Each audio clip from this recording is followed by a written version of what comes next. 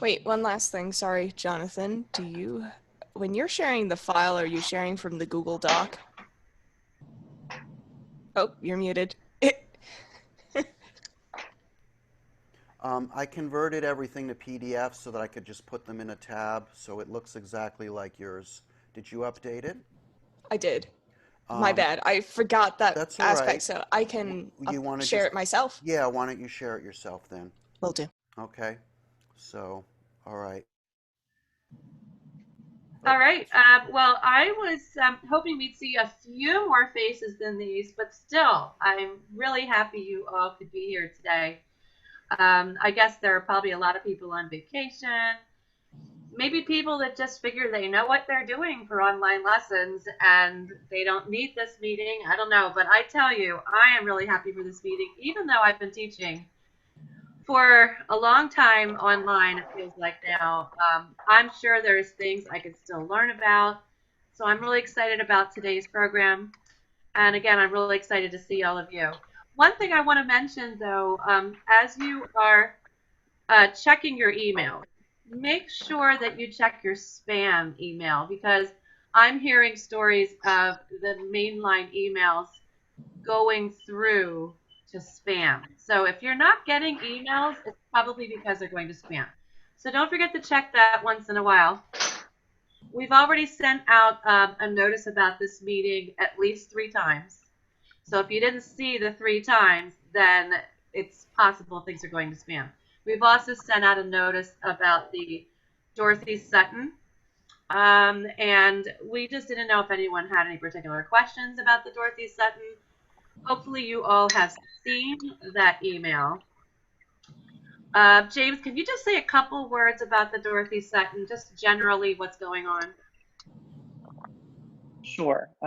Well, in all honesty, it's a little bit of a mess because I was trained. This is my first year chairing the event, and Dr. Beach gave me a wonderful introduction of how to do this festival in person, and that's not how this is going this year. So basically, we're trying to keep things as consistent as possible, and thankfully, we have such a great new state chair. Who's done a wonderful job of trying to organize things all across the board.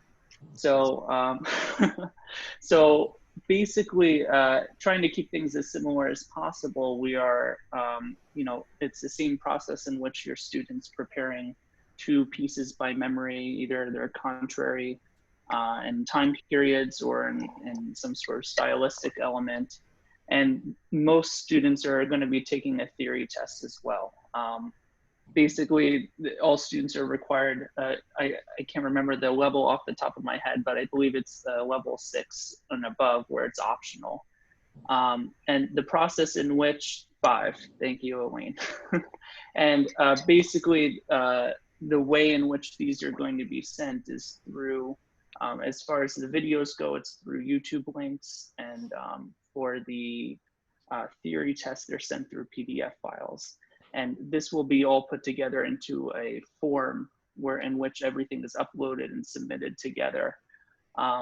So it's not a completely settled in, but it's well on its way. Yeah, I'm trying to think if there's anything else to say, or maybe if people have some questions about the process, since it's a little bit different this time, I'm happy to try and answer as much as I can.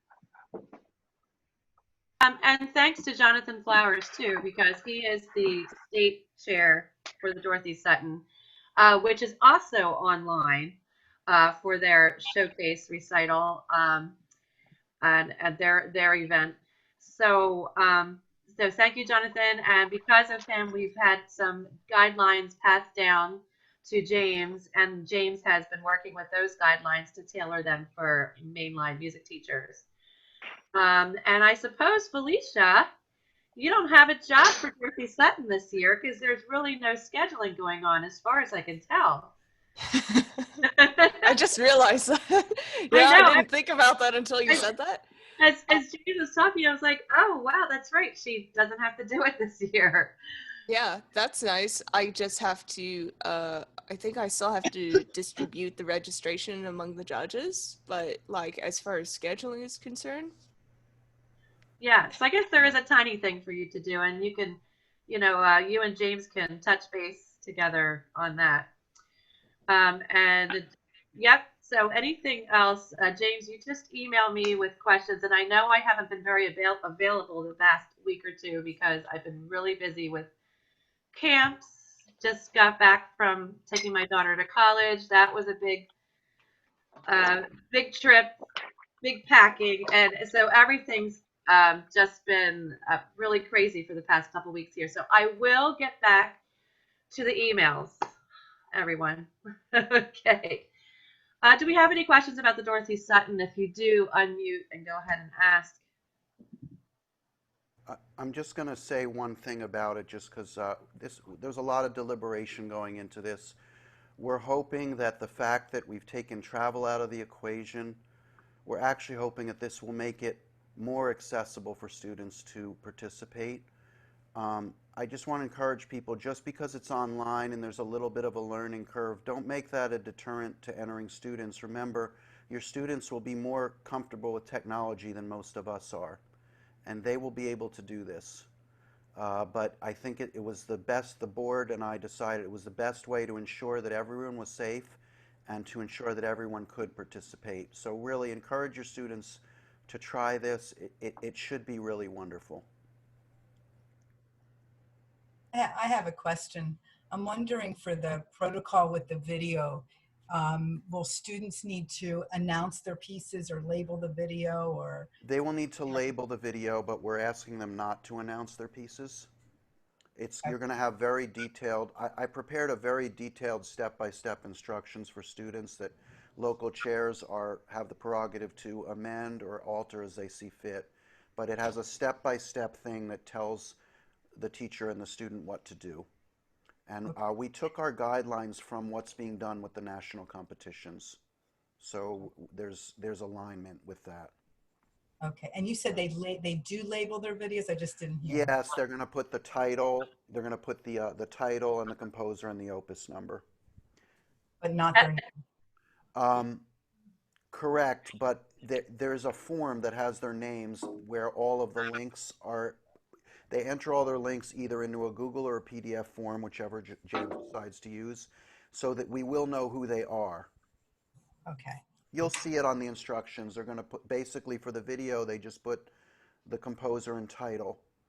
And their name is connected because they put the link to that YouTube video on a submission form that's emailed to James. Thank you. Any other questions about the Dorothy Sutton?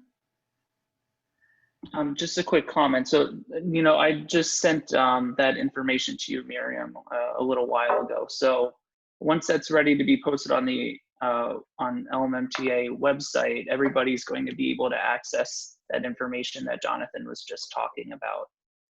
Great. I will get to that today. I can now. So yes. The PMTA website is not totally up to date yet, but it will be soon. People are on vacation, so I just have to.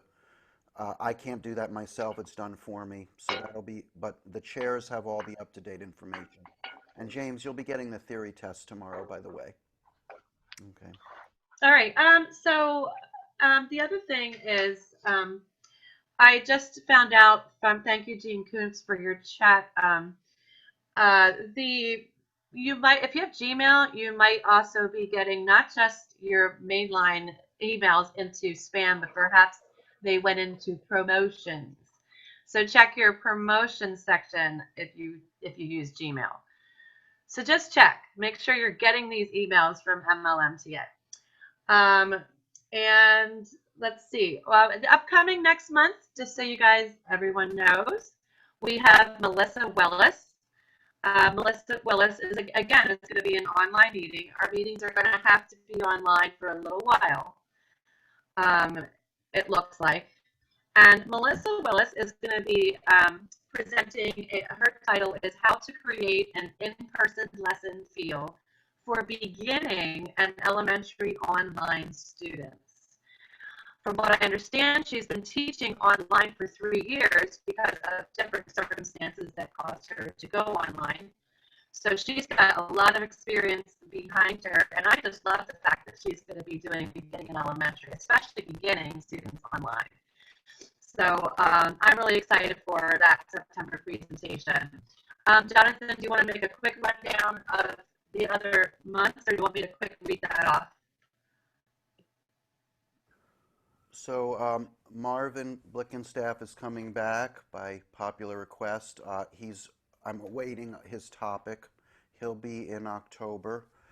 We have in the works a master class for November, hopefully with Brian Gans, that will focus on intermediate students as well as advanced students, but also making it Elementary, accessible right? to elementary and intermediate. Mm-hmm. December is normally our luncheon. I'm not sure how we're going to do that. We might just have to cancel it if it comes. Yeah. January is unsettled right now, but for February, our own Jennifer Campbell is going to do a presentation on teaching composition to your students. March, we have Felicia is going to talk about neurally divergent teaching, a very, very interesting topic that we've never explored before. And April, we have a master class with Alan Chow. So a very unique year for us, so stay tuned. And we will be online probably through the end of the year because Jacobs is not able to host us because of their mandates. So I would expect at least for the end of calendar year, we're going to be virtual. After that, we'll see. Okay. Okay, and so I think unless anyone has any other questions or comments, we could probably go ahead and get started with the program today, Jonathan. Okay. Do you want to mention about typing in the chat now that everyone's so on? let's do this. Make sure that you stay, if you're not presenting, that you're muted just so that the sound quality is good. If you think of a question while someone's presenting, kindly type it in the chat. You do that by clicking the chat button and it'll come up on the right side of your screen. And at the end of each presenter, we'll attempt to answer all the questions that way. So without further ado, I want to start with Felicia, who's going to talk to us about advantages of online teaching.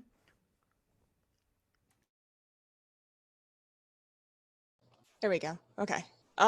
So I was not looking forward to the switch, but I made it very immediately for safety. And I found that the best way to keep myself sane in this setting that I really didn't want to be in to teach, was to focus on the positives. And this is what I've done.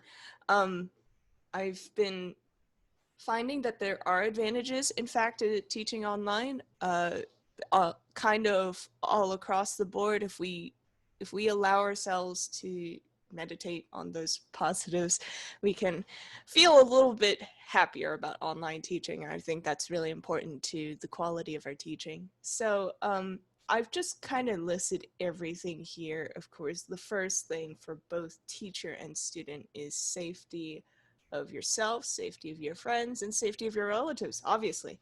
The immediate next thing I thought of was elimination of commuting exhaustion. Like, we don't have to commute depending on who you are, where you teach. If you're a traveling teacher, quintuply more so.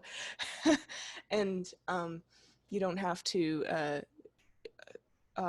haul around traffic jams, construction. That's all concerns that are no longer part of your schedule.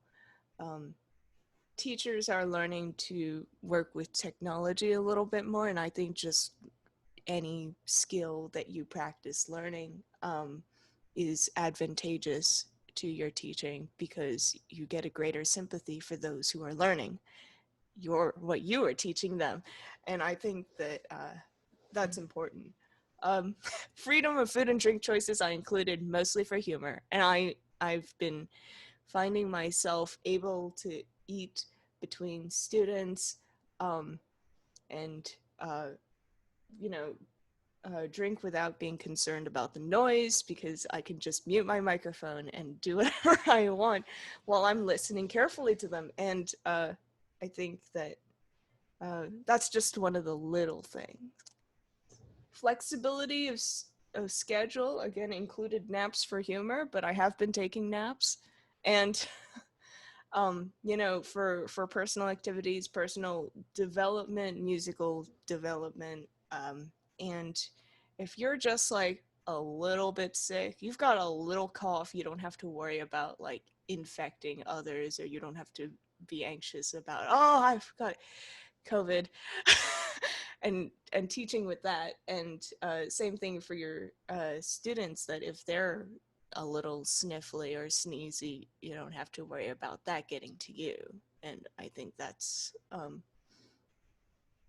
can eliminate the issue, or at least eliminate part of the issue with in-person teaching. Students have then more time for practice, and you know, obviously you have seen that not all students take advantage of that extra time to practice, but even if a few do, I think it's a wonderful thing. Um, and more time for hobbies, I think that's healthy. If they can find a new hobby, or even directly encourage them to find extra hobbies if they have the time. If I think that that's psychologically healthy. Um, the "I played it better at home" line is completely out of the books now, because they are playing at home. So I've had now students say, "I played it better offline," and I'm like, okay, that's a new one. But you know, that helps keep them a little bit more honest about their playing, and I think that's been good. That's been healthy to get that out there, and then, you know, reel it back in. Um, there, the right side column, mostly a different list. I found that I've been able to assess the instrument quality in a way that I haven't been able to before, about um, instrument mechanical and pitch quality, and it also what kind of keyboard they're playing. If they're playing a keyboard and you allow that in your studio, to make sure that it has all 88 keys, that will suddenly be very, very obvious. Um, and the practice setup is something that, uh, again, a huge advantage. I've been able to control that for them a little bit better, because I can tell them, oh, your bench is like literally right next to the piano. It should be back a bunch of inches, and you should probably sit on some books to be higher. Um, and also finding out where they keep their music, where they keep pencils. If they keep them near the piano at all, they almost never do. But it's good to know that, because then you can start to gradually encourage them to keep a pencil near the piano more and more. And overall environment, uh, observing who has, you know, barking dogs, screaming babies, screaming adult relatives. You know, it's a whole slew of things that can detract from practice, and you can become more sympathetic to that, I think. Um, I've talked last time about performance anxiety, and how to overcome that. Not that we have a huge concern for that right now, well, a little bit with recording, but to slightly increase the pressure in your practice and decrease the pressure of performing. And because we're more remote, we are like a performance to them a little bit more now than before, I find. Um, and especially if you're asking them to record. That's a later point, but encouraging them, I've been encouraging them more and more to record for their personal record, for moments that would have normally been a recital. I would have had a student recital late this summer, but obviously that got completely thrown out the window. And it gives them a personal record of what they've played, um, and a sense of accomplishment. Then, you know, more time to practice. there's advantages for people who do makeups, people who don't do makeups. If you do makeups, you can easily reschedule. If you don't do makeups, you know, they simply didn't pick up the phone. That's pretty good reason to not make it up. That depends on your personal policy. Um, and then I found myself creating more online resources, more handouts, more videos for my students to reference. And that's been letting me keep a record of how I'm conveying certain concepts as well as expediting time. There is a little lost efficiency in sound when you're teaching online, but now you can make it up for conveying concepts more quickly sometimes, like through videos, if you haven't done them before. And then increase in student independence is sort of like one last bigger advantage that I found in when teaching. Normally you can point at the page and say start there. And now you have to say, okay, line 3, measure 2, and they are gradually learning to look at the music themselves more and more.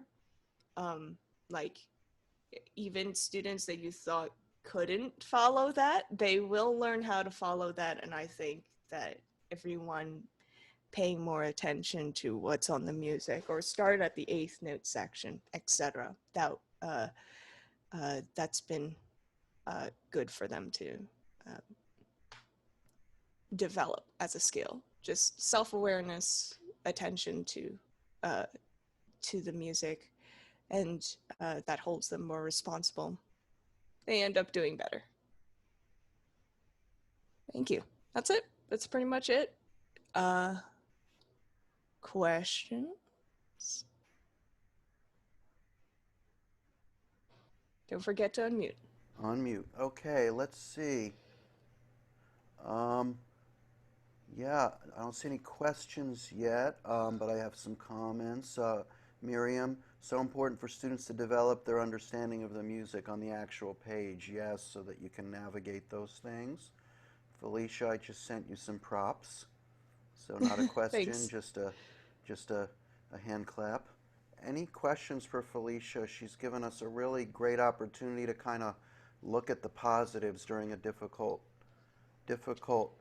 time. Have you found, Felicia, that some of your students may respond very positively to online while others might have a little more difficulty? What do you do with the students who maybe have a little bit more difficulty seeming to navigate this? Um, I I try to make sure I'm in communication with the parents, because sometimes the parents can shed light on the situation and you can adjust according to that. I found occasionally it's the time of day. And now that we have a more open schedule, I can move students to a different time of day. I have a handful of morning students because that works better for them, for the students' energy levels or the house's schedule of activity. Um, and that's been a huge step in managing that. Yeah, keeping in communication with parents. I mean, like, if an adult is being less responsive to online lessons, that's a whole different matter. Yeah. Well, great. Well, there's some good comments in the chats you can all take a look at. Um, Melanie asks, do you have any specific tips to encourage students to record? Some will and others I can't get to do it. um, I talk sympathetically, or I do my best to talk sympathetically about their about being able to see their own performances later in life, and the fact that like I don't have that many recordings from when I was young. I mean, I played a lot, so relative to that, I don't have as many recordings as I would like, and I talk about the fact that it's always really cool to see your progress. So that's one thing. And another thing is telling the parents to make them do it. Because sometimes you do have to, and I think that ultimately they can't resent you for it. I do point out the fact that it makes you more self-aware. It's not going to be an enjoyable time to record. I am very honest about that, and so that they know what to expect. It can be really frustrating. Don't one, I have them do like a rough draft recording. You know, I say, don't worry about the quality, just get a recording done so that you can get used to the feeling of recording. And then later on, when I want them to have a good recording, I say up to like 3 takes maximum. And if it's not happening, then try again in a few hours or the next day, you know, but do make an attempt. You have to try. That's the first step, I think. Right. Jonathan, you should probably read a few of the comments in the chat I would just for the love to. purpose, yeah, for the So purpose of the let's recording. do that. So just a few things. Miriam, so important for the students to develop their understanding of the music on the actual page when you're trying to get them to look at a specific part in the music. Janet, also students now actually refer to measure numbers when speaking about the music. That's a good thing. Jane, also students have been writing in their own assignments, which has actually increased looking at the assignment book, so self-responsibility. Carol, I found many of my students are talking to me better. One of the things I have found I must do is exert more patience as a student develops what they want to say and ask. I totally understand that. We have to allow things to happen a little bit more leisurely when they're online because we're not in the same room. Excellent point. Certain things can go faster, and in exchange, certain things can go slower. Exactly. And it's important to not be anxious about those times when things are going slower. I find that this is a very high pressure job, but if you keep in mind the psychological things that, like, you know, that much pressure is also happening on the student. So they will do better if you just take a breath. Remember to breathe. I tell them that all the time. I have to tell myself that all the time. Well, if anyone comes up with any additional questions, please, if something comes to you, just type in the chat. I am here for the whole morning. And yeah, there you go, and we'll try to get to it. I think what we want to do so that we can have ample time for all of our wonderful presenters is to go right ahead to Elaine. Elaine will talk to us about going under the hood and setting up your technology for online teaching. Well, good morning, everybody. I'm not going to start from scratch. Jonathan, are you going to put my outline up there or no?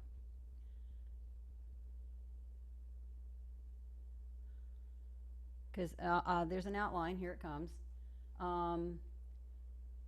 Most of you know all this, the beginning, the stuff on the top of my outline. This was almost a stream of consciousness outline. I just started with the devices, the pros and cons, and then the platforms and the pros and cons. It sounds like most of you are doing online teaching. And my concern with speaking this morning was to encourage everybody to consider switching to Zoom and switching all of your students to Zoom because it is just way more flexible in terms of how you can adjust the sound than the other platforms. So in addition to the fact that I've got Zoom listed, Google Duo, and FaceTime, and then the Google Meets is a new one. I haven't looked into that at all. I have a funny feeling, though, it does not give you the sound adjustments that you can do on Zoom. I have in my studio 2 cardioid condenser microphones set up, one that I'm speaking into right now and the other one is over the piano. They are connected to an audio mixer. So when my students hear me, they hear several things that help the sound. One, they hear me speaking clearly. Two, I have my sound set up on Zoom so that it turns off, it turns on, I'm sorry, original sound. And I'm going to show you how to set that up. And three, I have a good piano, so they hear, you know, the combination of things that make the sound better. And I'm going to talk to you about things that you can have your students do to help on that end as well. Um, okay, whoa.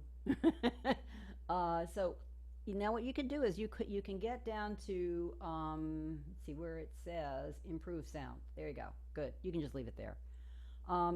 The thing that interferes with your students' sound the most is that they don't have a strong enough broadband connection. If they are working from their phone or a device like a tablet, they cannot plug directly into their Ethernet. And even for you, if you can teach from a laptop instead of another type of device, and you can plug into your Ethernet, they are going to get the strongest signal from you. So the stronger the signal, couple of things that students can do to help that, and I've experienced these myself. One, I had a student who was way far away from her router. She sounded horrible. She tried a couple different things, didn't work, and I finally emailed her father and I said, I have a Wi-Fi extender here that's just sitting around. If you want to borrow it, you know, I'll bring it to you. He had a Wi-Fi router, a Wi-Fi extender sitting around. He plugged it right into the room where the student was taking her lessons, and voila! All of a sudden, the picture is better, the sound is better. You know, just a simple thing like putting a Wi-Fi extension closer to where the computer is being used helped a great deal. I have another mother who figured out right away how to turn her cell phone into a Wi-Fi hotspot. So her child's lessons improved exponentially when she did that. And every week when it's time for his lesson, she gets it all set up. She uses a laptop. I have to say that the parents who have, especially the ones who do remote work and have really good work laptops, that helps a lot. They're more powerful and they get the job done better, and the sound is better, the picture is better, all of that.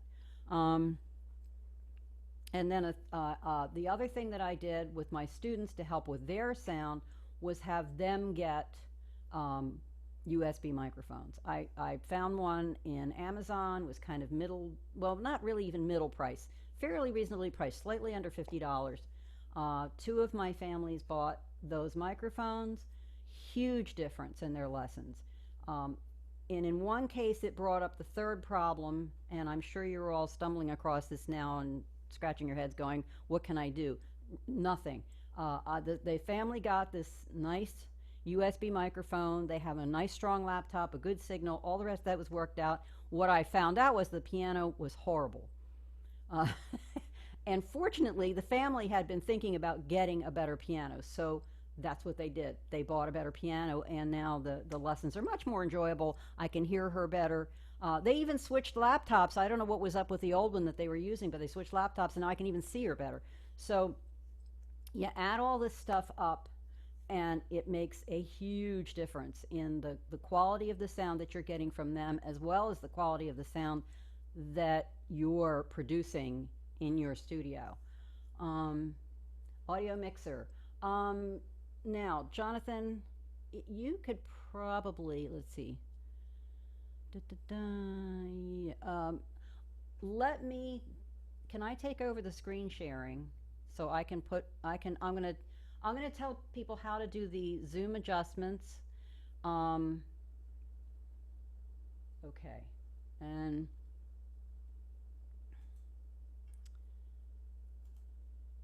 the first screen I'm going to share here is it's not coming up.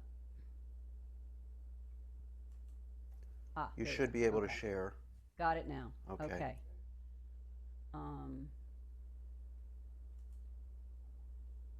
Okay.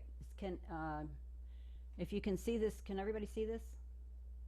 It's a, all right, this is the screenshot from my iPad, and it's in Zoom. It's in the Zoom app. And if you look down here, can you see my cursor? Okay, good. Click on the settings and you go to meeting settings, and then you scroll down. You have to keep scrolling. It takes a while to get there, to use original sound. So if you have a student using an iPad or a phone, any kind of tablet really that uses Zoom or a phone, they can do this. They can put on original sound, and it will help to sustain the sound. Now the let's see if I can get to this other picture. Oh, I can't do it. Oh, yes, I can. Haha. All right. Now this is the screen, a screenshot from my computer. When you go into the audio settings, this is the audio settings. Right here where it says microphone, this is mine is set up for, that's my old microphone setup because I took this picture a while ago. You can set the level of your microphone. This is really important. If you haven't done that, you got to play around with these things. You turn off automatically adjust volume. You turn that one off. When you've done those two things, you go down here to advanced, you press the advanced button, and it will bring you to this screen. When you get to this screen, you turn on show in meeting option to enable original sound from microphone. And when you do that, you go back to the screen that you're speaking on, like the one you're seeing right now, and in the upper left hand corner it will give you the option to turn on original sound. There is a way that you can set it up so that it's on permanently. Mine is on permanently. I can't remember how I did it, so I would gladly share that with you if I could. It was something I stumbled across. And then it's underneath of that, suppress persistent background noise, suppress intermittent background noise. You want to disable both of those. This is all on Zoom, and this is why I like Zoom. I have all my students on Zoom. I know there's questions popping up. It's hard for me to look at both screens at the same time, so I'm sorry. I will turn off the screen share now. Wait a minute, maybe I better check the questions first. Okay, I'll tell you about the mixer in a second. Chromebooks, this is true. Chromebooks cannot change the, they can actually do the original sound thing. I have one student that uses a Chromebook and they can put original sound on. That was added on later by Zoom. Yes, it's available on PCs, absolutely.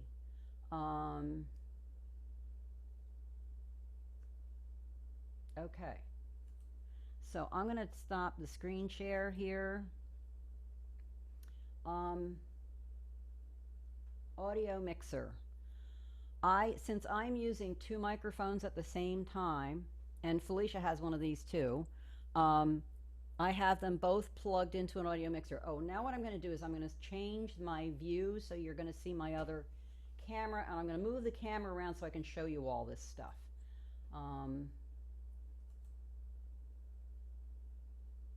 Okay, it's moving, so don't get dizzy. All right, first of all, I'm going to try to get this back as far as I can. My computer, I have it set up at an angle facing the piano so that the students can see me and not the computer. The desk doesn't show. I bought a special little desk underneath of it to support it, so it's at an angle. You can see the microphone that I've been speaking in. There's the other one over the piano. I also have, I don't know if you can see that. I know it's upside down. I have a camera view over the keyboard, so I can switch to that so students can see my hands if they need to. That was difficult for me to set up. I had to put it on a mic stand. I had to put the mic stand on the piano because I have no place else to put it. Oh, I got all my rooms all taken up here. And then over here is the audio mixer. It's that little red box. If you look at the front, you can see there's two mic cables plugged into the front of it, and then there's a little wire snaking out of it that's plugged into the computer USB port. And the green light flashing on is just the microphone receiving the signal. So that's how that's all set up. Now, students don't have to do anything that complicated, but I have found that the students who have a decent USB microphone and a decent piano, they sound pretty good. One more thing that will help you to hear them, and it's sitting right underneath my audio mixer sitting on them. That is a set of very old but very trusty computer speakers, and I have them plugged into just the plain old computer jack on my laptop here because they're pretty old. Um, but I have a subwoofer so I can hear everything. I can hear the whole spectrum of sound, and that to me that really helps a lot. And I know that Felicia likes her headset. Jonathan, obviously you like your headset. They do work, but it didn't work for me. So, if you want to say something about using a headset, please. That would be great. I'm going to switch back to my other camera. I just use it because I found that I was sometimes getting my voice. Sometimes there was an echo that would be conveyed to my students. Yeah, Also, headsets I did can it. prevent I also that. did it because my wife is a school teacher and she was teaching online sometimes. So I just wanted to be quiet. I also do it, frankly, to respect my students' privacy. So that's why I do it. I use headsets because I can hear them better personally. I have ears that capture everything and comprehend nothing. And so if I have like the whole house of noise and my students, I will gain nothing. So I keep a headset to focus on my student, focus they deserve. Um, and at the same time, uh, they know that only I'm hearing, as Jonathan said, privacy. Yeah, my studio is separate from the rest of my house, so it's quiet here, except for something like my son opening the door to talk to me. There's no interference, so this works better for me. Can I ask a follow-up question about the mixer or the Right. interface? So I guess I have two microphones. I like the headset. The students say that my speech is clearer through when I use the headset, which has a mic with it. Mm-hmm. And I also have one that I can plug in, um, and I could use for my piano, but I think Zoom only allows me to have one at a time. So how would I be able to use a mixer and be effective with that? The good news is that the interface, it takes all of the microphones and it acts as one microphone to Zoom. And so Zoom, you can click. Well, you have Elaine and I both have Focusrite Scarlett's, and so we click Focusrite audio USB channels analog 1 and 2. That's what it says. And uh, these are microphones that have XLR cables. I don't know if you have that kind of microphone, but the microphones that use XLR cables can plug into an interface. And I'm going to add to what Felicia just said. She has the bigger one with it's got 4, right? Yeah, it's Felicia? 4i4. I Yeah. have it just in case I will ever record with my trio ever. Yeah. I only have 2. I got the smaller one, so it only handles 2 microphones. And it's good enough for teaching, definitely. Mm-hmm. Okay, thank you. Thank you. I'll give it a try. Any other questions? Don't be afraid to contact me personally if you want. If you just need a little bit more information or you want something clarified, I'll be happy to communicate with you about that. Any other I do questions? have a quick Go ahead. question. Sure. So I just have an upright. If I were to have a separate microphone for my upright, where do you think it should be placed? With a grand piano, it's easy just to kind of have the lid up and have it hanging over the stand or something. Any tips for that? They have guides online for recording an upright piano. You know what? I'm gonna put this guide in the chat box because I use this to determine what kind of microphone I should get. But it also has a lot of good information about placement. So when Yeah. when I find it one day, I'll let like hopefully soon. I'll post it into the chat for you. The other thing you might want to think about is just experimenting. Just record yourself with the microphone in different places, or even get on a Zoom chat with somebody and say, how does it, that's what I did with mine. I said, how does it sound here? How does it sound? That's why it's right next to me. How does it sound? When I'm teaching, see, this moves. So when I'm teaching and I'm sitting at the piano, I can move this over so it's right in front of me, and my students can hear me better. Any other questions?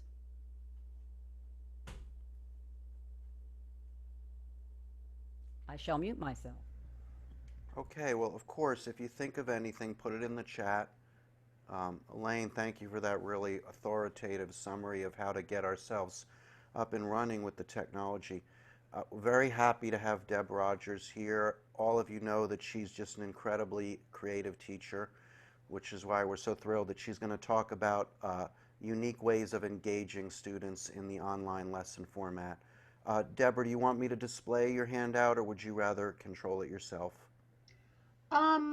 You can display it. Okay, I will do so. Let me get that up.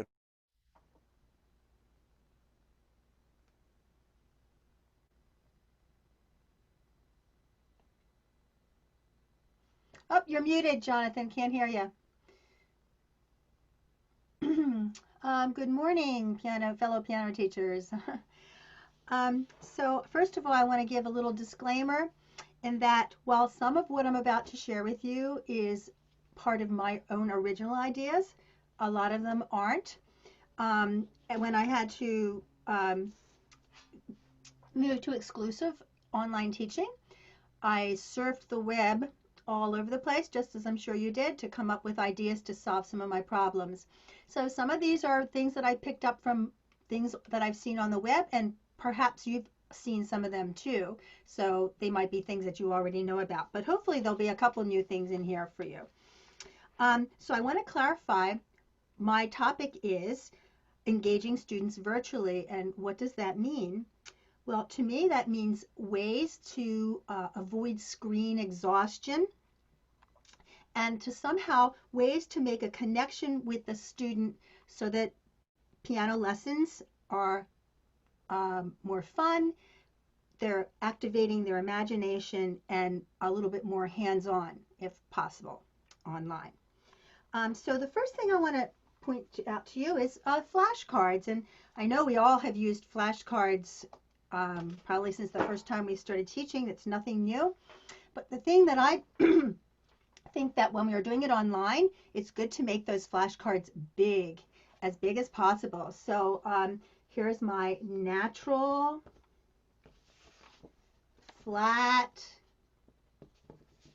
I'm not sure if that's coming out backwards or not, and sharp. And so I picked this up from actually Wendy Stevens when she's Comes teaching. up perfectly, by the way. Oh, yay. Thank you for letting me know that, Felicia. So when she's teaching the difference with young students between sharps, flats, and naturals, she'll say, okay, play G sharp, play G flat, play G natural. And then she'll just go faster and faster and faster until they get really good with that. And then you follow that up by you playing it, and then the kids having to say what those are that you're playing, the notes that you're playing. Now, on that same thought process of extra large flashcards, with my beginning students who are just learning piano and they need to know their notes on the piano, here is, what note is this? Can you find that on the piano? What note is that? And play me a D. Does it look like this in between the two black notes? So things like that. So just extra large flashcards. And that can also carry on to intervals. Is this a skip or a step? A third or a second? Same thing. Here's a second. And so after you do it on the keyboard, then of course, you take it to the staff. And so is that a step or a second? And so it's just really, really big. So it makes it easier for the kids to see it. And it's just, blow it up on your a printer, or, you can zoom in in your computer too. So then the next thing, using visuals with the younger kids, I find that it's very important to have that visual component there. They need to actually see it so that they can identify and make a connection. So it's good to have a dry erase board. And so this is my really super large one. It's, whoops, don't fall on me, please. This is on an easel, an art easel. And it's just a super big dry erase board that I actually picked up quite a while ago and never used. And then found a new purpose for it. And so on here, I'll have a music staff that I can take it to, where if they're having trouble with notes or things, I can put that on the staff and draw the notes on there, or use magnetic notes for there, or a keyboard, another keyboard here, and then just things that I can write here for them, like if I want to write certain things on the board. So I got these magnetic notes by Wilbex, and I put the link there in my handout in case you're interested in purchasing anything like that. They have magnetic notes, rhythms, sharps and flats, dynamics, music terms, ledger lines, things like that. They even have a big magnetic staff too that you can purchase if you want. However, the one I got just came from a method book that I had for preschoolers, and I just blew it up really big. I went to a printer, blew it up really big, and just laminated it actually, and used it on there. So now, that being said, for a long, long time, I was just teaching on my iPad, and so it was kind of inconvenient to look at this dry erase board.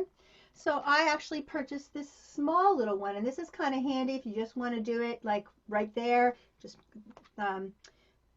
put the things that you want on the thing and then just hold it up to the screen. It's real convenient and flexible that way. And that's one that I bought from Music Tools Lady, and I put the link there also on the handout. It has the little keyboard screen at the top. And then they don't have the actual rhythms that you could put here, though I bet maybe I could do this too, but they're a little bit big for there. But they have the notes, and I've used this when students are having trouble with passages. I'll have them tell me the notes one at a time, and I'll put them up here. And then, I don't know, just putting it on like that makes it a lot more concrete for them.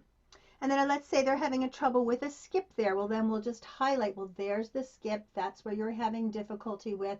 Let's just play that skip right there. So that just kind of makes it more real for the kids. So it's more than just your face and the piano. It's a little bit more hands-on. So let's see, what else do I have here? Okay, so then the next thing I'm going to talk to you about are toys that I use. And this really, really helps the younger kids. Sometimes when it's just kind of an early Saturday morning or late afternoon, and we've been talking about the same thing, and like you can tell they're getting bored. So I'll bring out one of my little toys. And so first of all, with the hand position, if I want to talk about, having a good hand position when they play. So one thing I'll talk about is my little mouse. And so they will say, like, well, we want to make sure that we have a little cage for Herman to live in. So this is our Herman cage that we're making as we play. And then the mouse that I happen to have has a little happy face on it on the tail. So I'm going to say, okay, well, let's see if we can make his tail smile or whatever. So that's just one thing if they have a collapsed hand when they're playing. Another thing is that I got this from Irina Gorin, is the gesture of lifting up at the end with the wrist, like that. So we talk about Brenda Butterfly. And there she is right there. I don't know, they just always love Brenda Butterfly. It makes them smile. They immediately understand and they immediately do it. And so what does Brenda Butterfly do? Well, she comes and she loves to help the students lift their wrist off the keys. She'll like take their wrist and just kind of let them float off the keys as they play. And it really does make the kids, I don't know, it makes them more interested in doing that. This is a little micro machine that I've used. This is what used to be my kids' toys when they were a little small. They're like 30 now, so you can tell we're talking a long time ago. And so, and I think you can still get them. I looked online. You can Google it. There's a bunch of used micro machines. So sometimes if they're doing this and they're playing, which I have a couple of new students that I'm constantly talking to them about that. So we'll say, all right, so here is the micro machine. The car is traveling on the road. He's going onto the bridge, which takes him onto the piano keys. What happens if the bridge is like this? Oh, he has a roadblock and he might have a car accident. So we want to make sure that we're keeping our hands straight like that. So sometimes that works. Other times, what I do is I just make a recording. If they're like, I talk about it, they're blue in the face, still, I'm checking their bench height and everything, making sure their posture's right, and they're still doing that. So I'll just make a recording. On Zoom, you can do that and then send it to them afterwards. And they just look at the way you look when you play. And I also send it to their parents too, obviously, so the parents can hopefully reinforce what I'm talking about. Some of you may have seen this just this week. I saw this one by Diane Hitty. It's the thumb giraffe. I don't know if any of you saw that email that was sent out, or that I've seen it in a couple different places. And I got this on Amazon. And so I think one of the ways she used it is when you have a student that has a nail joint, that's buckling all the caving in a lot. So we talk about, well, this is what your nail joints look like. They're all caved in just like the giraffe. Let's see if you can make it a little stronger and firmer when you play, and that will help the giraffe stand straight and tall. And I haven't actually tried that one out yet because I just saw that this week, but I can't wait to try it. I think it's going to work. So That's hilarious. I mean, just yeah. the way the giraffe falls over. I know, hilarious. It's a really fun toy to play with. I'm like, woo, I kind of just like this just for what it is. And it's so colorful too. So, and I got a pack. I couldn't get them in Amazon. I couldn't get just one, so I got a package of 6. So I'm not sure what to do with the rest, but I'll think of something, I'm sure. So that being said, I also just recently bought on Amazon a bunch of finger puppets. And if you go onto Amazon, you type in finger puppets, you'll see tons of choices for you to choose from. It was hard for me to pick which one. But I finally zeroed in on this pack of 16, and they have all different kinds of puppets. There's boys and girls, and animals, and grandmoms, and all kinds, and cows, all different things. And then you can, instead of you correcting a student, let's say they have they've played that wrong note every week for 2 weeks or 3 weeks, and so finally one of your finger puppet friends, you can give them a name, will come and whisper something in your ear. I'm like, oh, Bella the cow has something that she wants me to tell you. She thinks that it's time that you fix that wrong note. Check that note in measure 3. Let's see if we can make it better for Bella. And so, it just kind of makes it so that the teacher is not lecturing them again, but kind of hopefully makes it a little bit more fun for the kid, the student. Or if you have a concept that you want to teach, like dynamics, you could have more than one finger puppet, and they would discuss with each other that concept. So they're going to teach you. I have Bill and Tom here today. Judy and Tom, and they're going to teach you a concept today about dynamics or whatever. So it just kind of makes it a little bit more fun for the younger student, I think.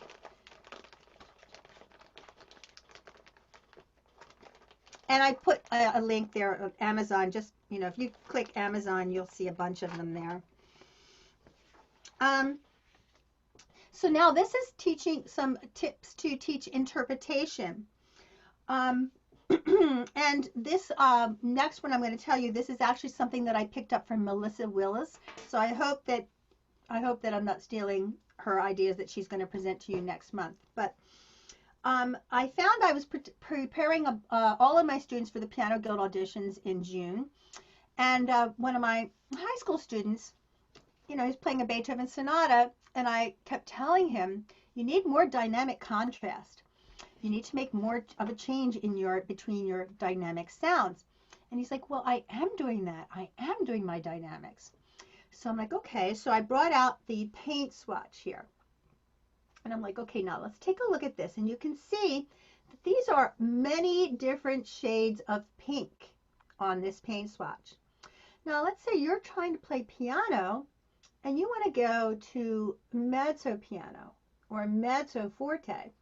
But you see, you're making a change just like this. You are making a change, but you can see it's not that obvious, the change that you're making. Let's see if you can make a bigger change in your dynamic between those two. And so I showed him the paint swatch, and that really made a difference for him. He completely grasped it, and the next time I heard the sonata, I really could hear the difference in the dynamics. So this just makes it a little bit more real and concrete for your student, I think. Another thing is you can use like sound pictures, like let's try playing that with sticky fingers, or let's try playing it with feather light fingers, things like that, to makes it a little more picturesque for the student. One thing I want to tell you, a problem I had with a beginner student, he's a kindergartner. He hadn't even been taking for a year of lessons. And so I find that sometimes with those older kids, I couldn't get across playing in a steady beat as well as I could do in person. Because in person, I could play along with them and give them the sense of flow with the rhythm. And that was such a challenge when I had to go to virtual lessons. So the way I got about that, around that, was accompaniment tracks. Now, of course, a lot of lesson books have the accompaniment tracks there, so that's so helpful. Sometimes they're too fast, so the way but some of them don't. So the way I got around that is I used, and I noticed that some of you probably do not feel comfortable with this, but I have GarageBand on my Apple. It's a disc audio workstation, and there are other ones too that you can get. And I was able to create my own accompaniment tracks for anybody who did not have, if I didn't have it in a lesson book. And this one particular boy, he could not hear when to start in the accompaniment track. Even though the violins came in real strong at that point, it just was not obvious for him. And we had a very frustrating lesson where he just felt super frustrated. So it bothered me. So then I thought, okay, let me try this. So I put the accompaniment track in my GarageBand, and then I created a new audio file on top of it, and then counted in when he was supposed to come in. So when it was time, right before I went, 1, 2, ready, go. And I added that to the accompaniment track, sent it to him, and then the next week he tried that, and voila, he could do it. And it was a big smile on his face because he felt successful. So that's just a little trick for those of you that feel that you might be able to do something like that. Here's another thing for repetition. You know, you always want your students to repeat things more than just one time, and it sometimes can feel tedious. So, of course, I've shared this before in the group that one thing that everybody in my studio knows is that we do magic 3, which means everything we do is done 3 times, and then magic happens. Hopefully we get it. So, and that always works. But I picked, again, this up from Melissa Willis.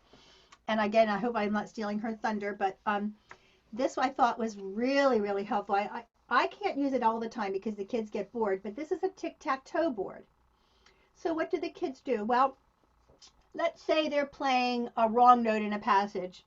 So, okay, we're going to play that thing, that passage over and over again, and every time you get it right, you get to put an X in the square. But if you get it wrong, I get to put a 0 or an O in the square. Let's see who wins this game of tic-tac-toe. And so it really motivates the kids to keep trying to get it right each time. So I found that to be a really good trick. That being said, was my own idea. This is something I did before I online teaching. This is Hangman. So you can do that with more than just, one passage. Is like every time they get it right, they get to build the hangman. Or you can have them build a house if you don't want to have somebody hanging to death. And so let's say we want them to play the whole phrase correct. So every measure you play correct, you get a piece on the hangman. So we do the first measure and you get it right, then you get to have them on there. Or you could do it the opposite. If they get it wrong, that's reinforcing negatively. I kind of like to reinforce positive instead. So that's that idea.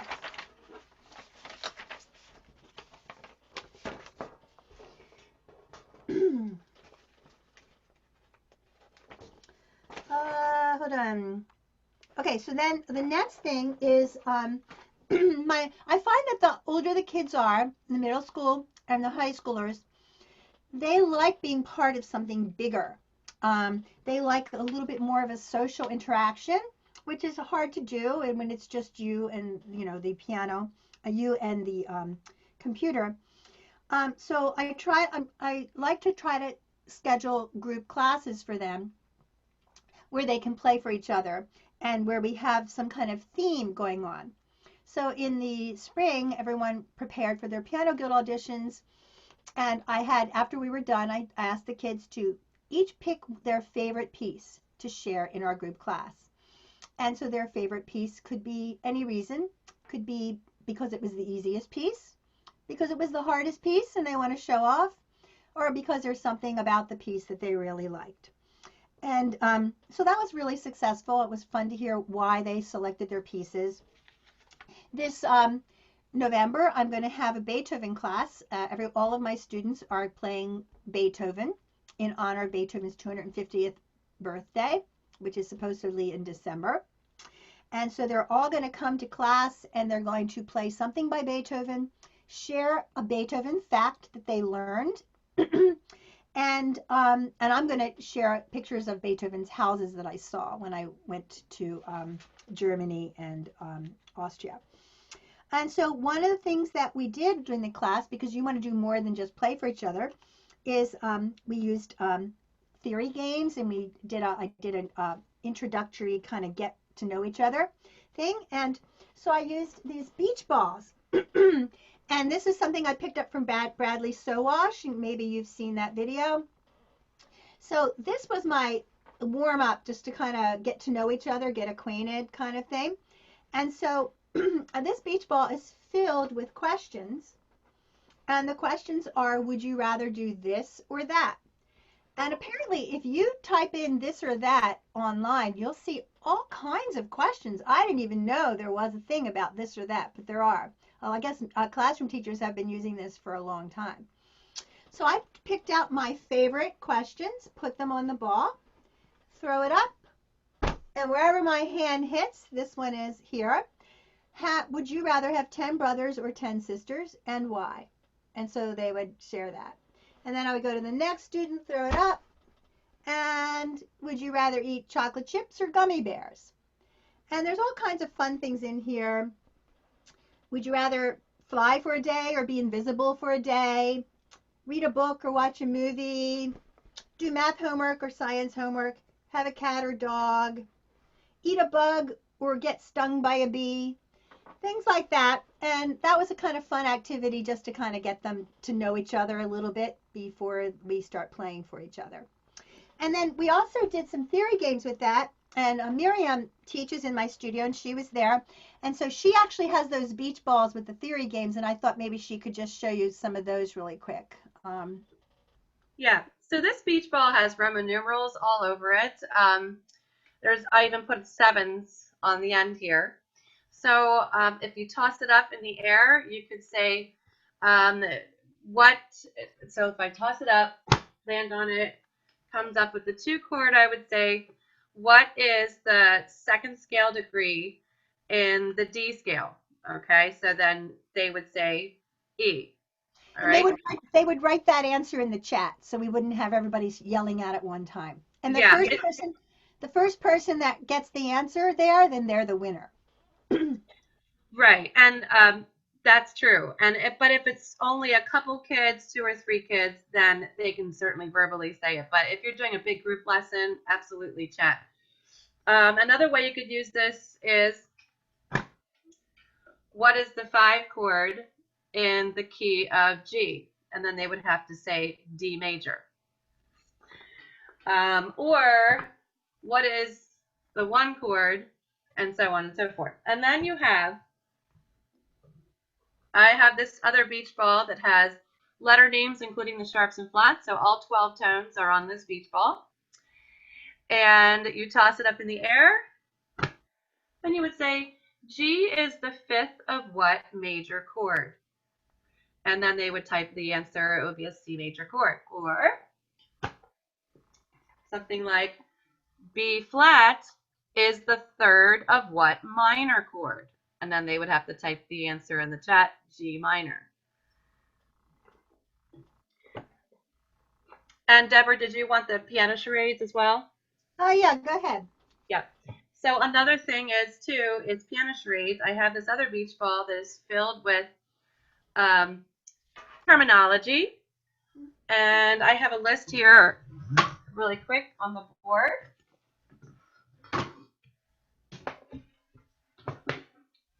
So you would show them this list, which has ritardando, adagio, fermata, accent, piano, forte, crescendo, decrescendo, presto, and accelerando is what's on my beach ball. So assuming that they already know that terminology from their piano lessons, or to quickly go over in the group lesson, you just toss it up and your right hand lands on ritardando. And then a student would have to play that on the piano as like a piano charade. And then everyone would have to try to guess what it is that they're doing. And they would still have the list available to them so they can pick from the list. So how do you get them to, each person just to look at the beach ball? Everyone else has to look away or close their eyes. And then you silently show them in the screen. And then everyone can look now. And then the person plays it on the piano. And then if they play it well enough, they will, the kids will be able to get it. You know, it's a two-way street there. So, yeah.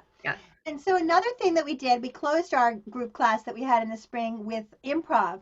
So before class came, I told the kids about all these different emojis that I had. Just selected 4 emojis. And one of them is missing here. Oh, well, can't find one of them. But anyway, oh wait, here it is. It's tucked behind there. So we had Mr. Cool Dude. That's him. And we had Mr. Shock and Awed, Mr. Scaredy Face, and Mr. Ha Ha. And so basically, I had them, they were supposed to pick one and not tell me which one, and they were going to create an improv, a quick little improv on one of those faces. And then during the group class, they had to play their improv, and we all had to guess in the chat who it was that they were doing, one of those 4. And that was really fun. To ask the kids after the class what was their favorite activity in our group class, and that happened to be it. They all liked that one the best. And so before class started, like at their lesson before it, I actually helped them gather ideas, because some of them it's really easy. They can just like, oh yeah, this will be it. And the other ones, I had to help them think about how they could make it happen. What is the quality of Mr. Ha Ha, and what is the quality of Mr. Scaredy Cat? How can we create that on the piano? So So then I'm now this I have not done, but I'm trying to think how can I do some kind of incentive program this year online. Basically, what I've done in the past is the kids earn piano bucks and then they get to buy things out of my music store. Well, that's just not going to work online. So I'm trying to think of some kind of incentive programs to do that will kind of capture them and make them work harder. And some of the thoughts that I've had is I know we've done like 25-piece challenge to see if you can learn 25 pieces by Christmas. And I might actually make that more of a team thing, a team kind of piano adventure. So like I have a team of 3 or 4, and if this team, let's see which team can get 25 or 50 pieces by a certain date.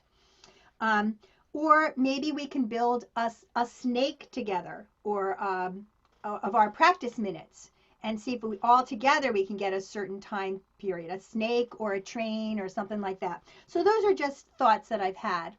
Another thing that I've thought about, which I haven't done yet because there's probably a lot of things you have to work out, details, but using the acapella app, which you can play duets in, and giving like quartets to my high school students, giving each one of them one of the parts of the quartet, of the 4 piano quartet, and then putting it together and playing it during a group class. Though I haven't done that yet because everybody would need to get the acapella app, and there's certain things that make it a little more complicated to work out. But I'll just throw it out there in case any of you are brave enough to try that. So that's really all I have. So. Deborah, that was fantastic. We have a few questions that I'd like you to answer. Um, let's see. Let me make sure I don't miss anything. Um, Miriam asks, is the tic-tac-toe dry erase laminated for reusability? Nope. To be honest with you, for this presentation, I just downloaded tic-tac-toe boards that, if you type Google tic-tac-toe and then go to images, this should pop up. And I just ran off a bunch of them. But sure, you can laminate them if you want. Okay. Basically, when I was doing it in my lessons, I just drew out tic-tac-toe boards and then just used them with the kids. But you can get as sophisticated as you want to, or Excellent. as non-sophisticated as you want. Jane asks, do you do your classes by Zoom? We did do them by Zoom, yes. Yes, we did. Even though at last year I allowed my students to do whatever medium they felt comfortable with. So had some kids doing Skype, some doing FaceTime, some Zoom, some WeChat. Though for the group classes, I just told them they all had to use Zoom, and it didn't seem to be a problem. They already knew how to do it. Even the ones that were using Skype and WeChat and whatever, they're familiar with Zoom. So yeah. A lot of the kids are doing it for school. Zoom seems to be the most frequently used program for online instruction in the public schools now. Okay. So, let's see. Miriam mentions beach balls are also great for use in one-on-one lessons. Excellent point. Carol asks, could Deborah play a chord or scale on her piano for a sound check? I find that Zoom does not give a good piano sound, so I would like to explore that point. Would you like to oblige? Are you near a Sure, piano? yeah. I'm actually in my back room right now, Okay. which is I have my clavinova, but in my Okay. other room I've got my grand piano, so this is just clavinova, which is.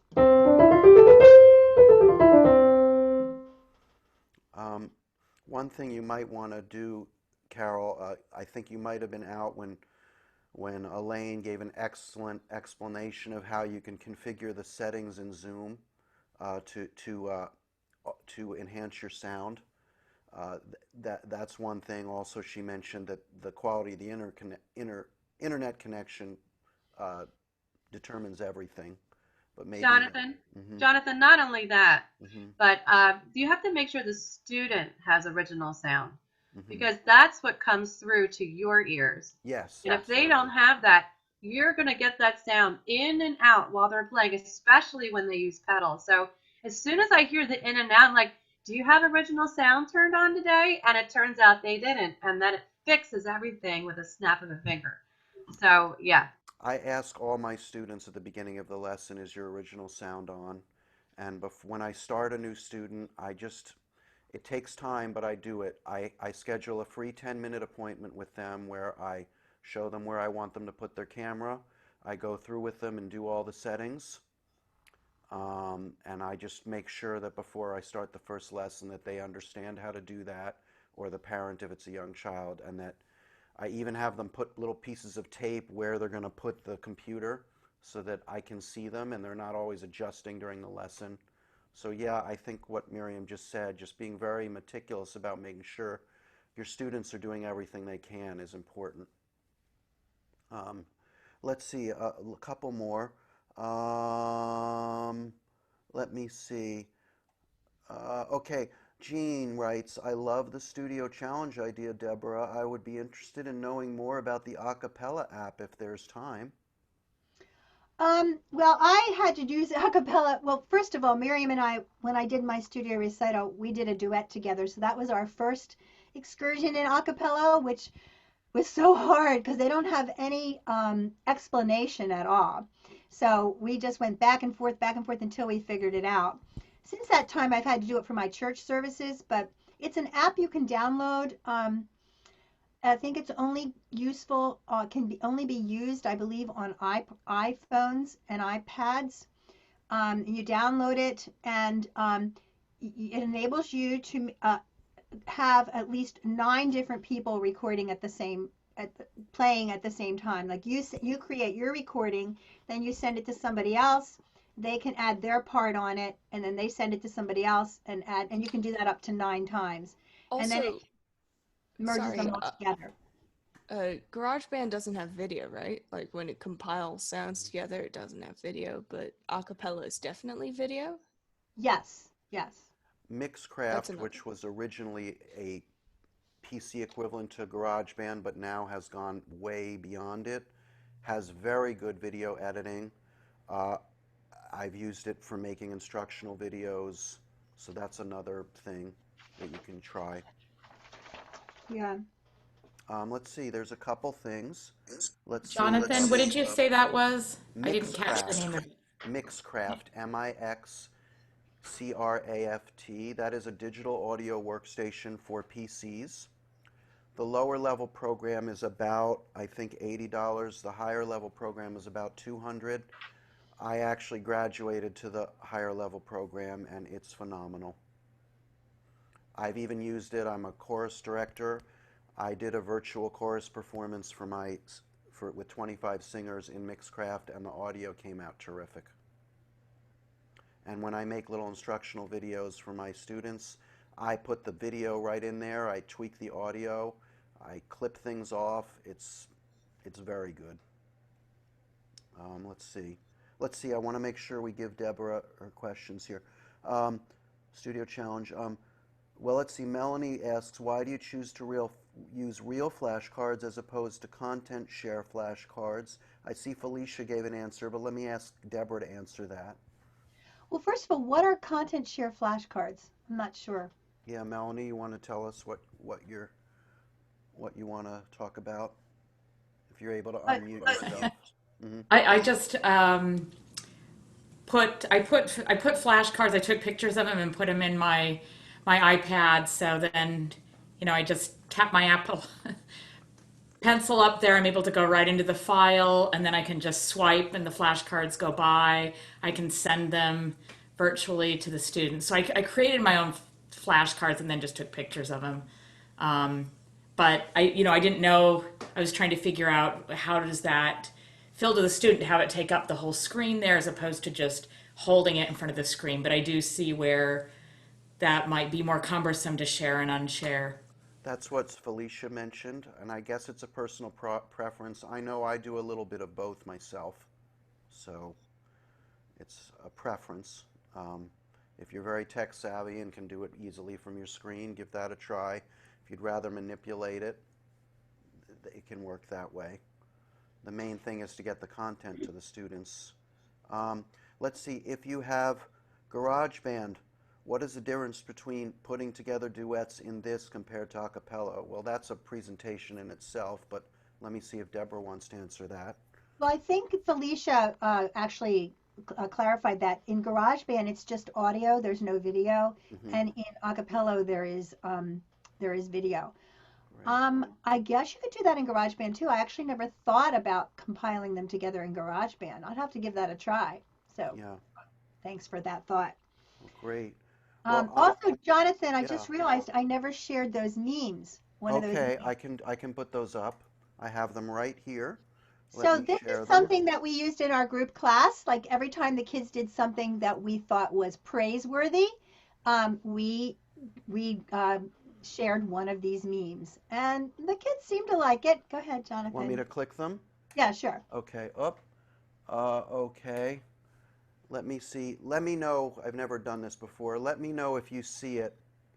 Do you see them, folks? No. Okay, give me a second. I have to switch the screen share. Just give me a second. I can do it from my end too. I got it. I got it. Oops. Wait, did it share it? No. Hold on. Just give me a second, okay? Little Oh, there problem. it is. It's behind there. And then you Okay. have to make it full screen. Yep, I will do that. Hold on, my mouse is stuck. Let me swipe this over. Can you all see that? Yeah, Deborah, but then can you you have to see it? make it, yeah, you have to click on it and make it full screen. I will make it full screen. Is that okay?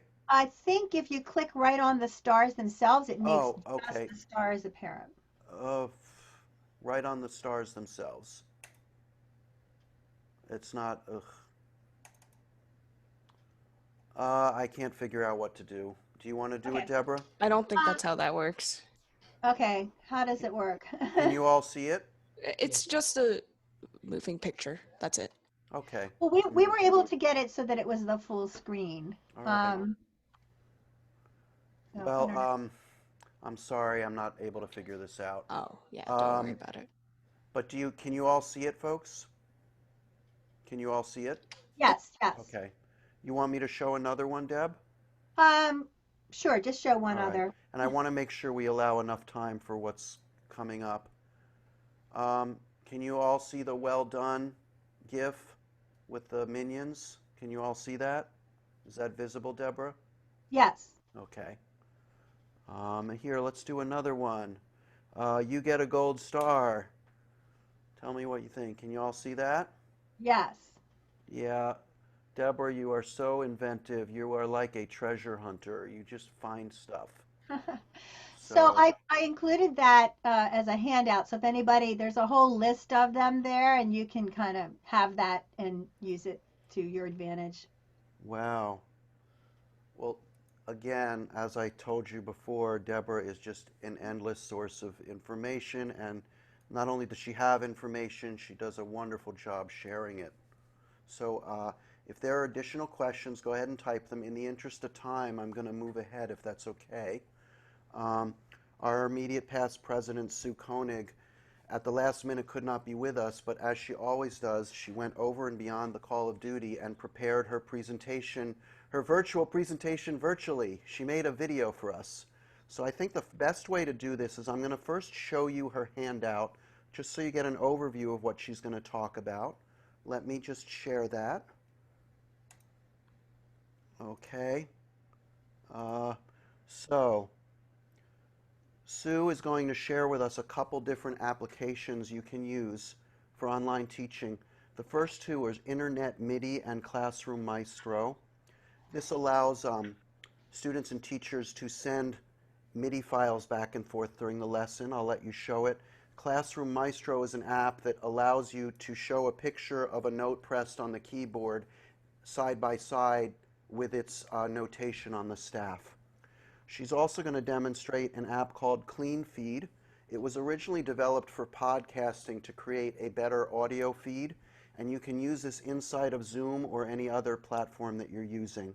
I'm just going to do those two. She has a couple other apps, Rock Out Live, that she's going to share as a 5-minute presentation. So without further ado, I'm going to let Sue share her video. Just give me a minute to set up the screen share. Okay. So I just need a minute. Let me just enable video. Okay, just give me a minute here. Whoops, hold on. Hold on a second. Let me just get this done. All right, where is my Zoom window? Okay, here it is. Let's see. I just got to get the screen share going here. Let me do the screen share. Okay, share video. Here we go, folks. Thank you for waiting. Okay, here is Sue. Hello, mainline music teachers. I'm sorry I'm not there to join you today, but this was the next best thing, so I decided I would just record my presentation in Zoom so that you would still be able to see it and I could share it with you. So Jonathan asked me to do something called online tools to enhance virtual lessons, and there are a few things I'm going to share with you today that could be useful. But the first of them is the Internet MIDI and Classroom Maestro. And Classroom Maestro will actually work without an electric piano, but it's definitely more cumbersome that way. Mainly, the Internet MIDI and Classroom Maestro work together and involve having electronic keyboards at both ends for student and teacher. So it allows teaching and performing collaboratively together. And the way it works is it connects two MIDI-capable instruments over the internet, and through the internet, the persons at each other's end can actually hear when someone is playing at the other end. I did this with a woman in Atlanta, and I've done it with a local colleague, and we both were able to hear one another play on our instruments. It's absolutely remarkable. It does require video conferencing, so you do it through Zoom or whatever other one you might be using, FaceTime or Skype. It requires laptops at both ends and earbuds or earphones. But anyway, there's a certain level of complexity in getting it set up for optimum use, and to be honest with you, I'm still working on that at my end. But the way I'm going to work this presentation is I'm going to share some videos that are already established by the professionals who developed the software. So we're going to go first to a live intro to Internet MIDI, and then second to a live intro to Classroom Maestro. Both of these videos are at the Time Warp Technologies website. And if you're interested in learning more about this stuff, that's the place to find information, or of course asking colleagues who are currently trying to use it. So I'm going to share screen, and here we go to the first two videos.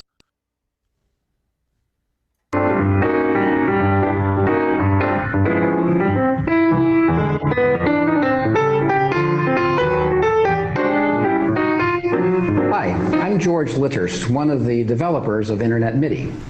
Internet MIDI is a computer software program for Macintosh and Windows computers that connects any two MIDI keyboards together over the internet. This includes acoustic pianos with MIDI systems, digital pianos, portable keyboards, and synthesizers. Using Internet MIDI, you can give a piano lesson over the internet in real time, offer a master class or a musical lecture, or even perform long distance. You can use Internet MIDI interactively with a video conferencing program such as Skype. When you do, you establish two connections at one time. There is a video conferencing connection and there is a piano-to-piano connection. Right now, I'm connected to my colleague Shanna Kirk. Hi, George. How are you? Great. I'm still amazed that we live 2,000 miles apart, yet it seems like we're in the same room. I know. With the technology in Internet MIDI, I can even play your piano.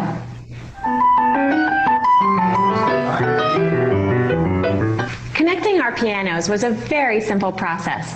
It's pretty much the same as using screen names in Skype or iChat. George, let's switch over to Internet MIDI's optional Classroom Maestro module now. In Classroom Maestro View, we have a two-way interactive blackboard for demonstrating the relationship between keys on the keyboard and notes on the staff. You can also see intervals, chords, scales, and even hand positions. When I play a key, you'll see the corresponding key on the staff, George.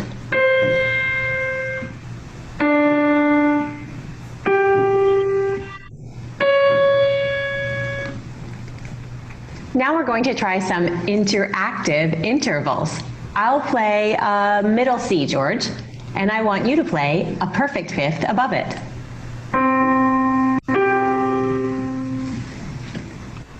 Let's try chord mode. Here's an F major chord, and I'd like for you to make it a dominant 7. George, I know you've been practicing with your band in the garage lately. Can you play for me a C blues scale?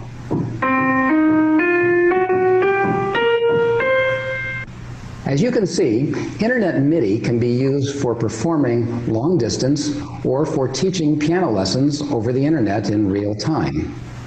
With the addition of the Classroom Maestro module, you also have an intelligent electronic blackboard at your disposal.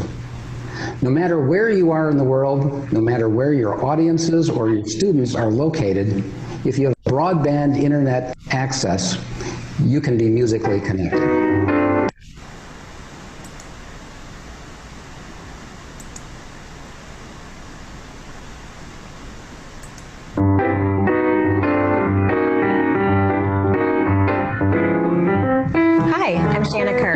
I'm a member of the software development team for Classroom Maestro, and I'd like to show you a little bit about how it works.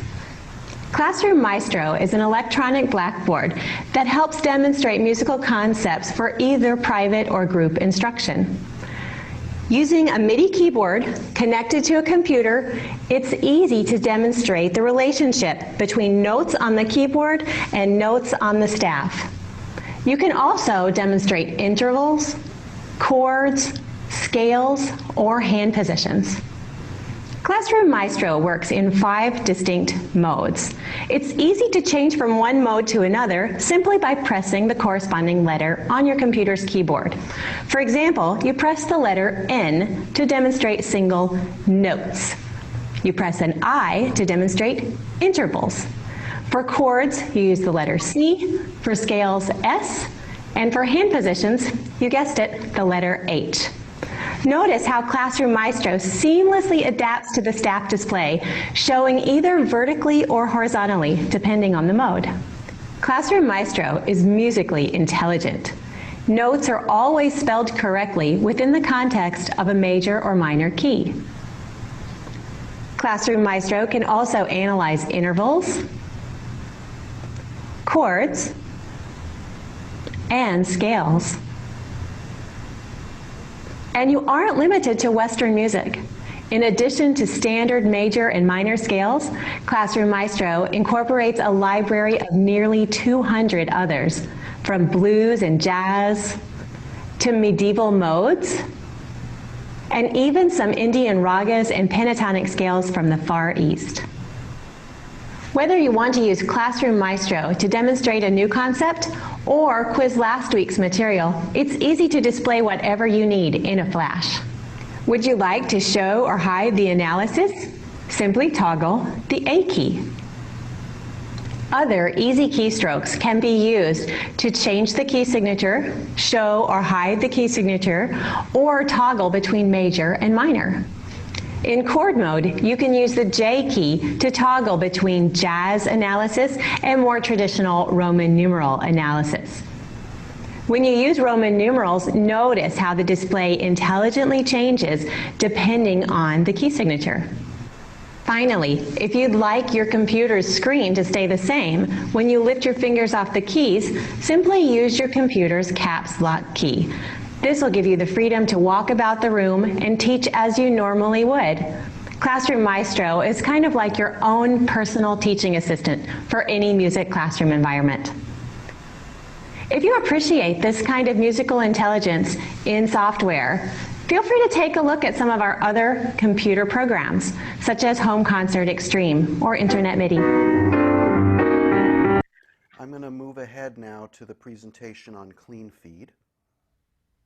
Okay.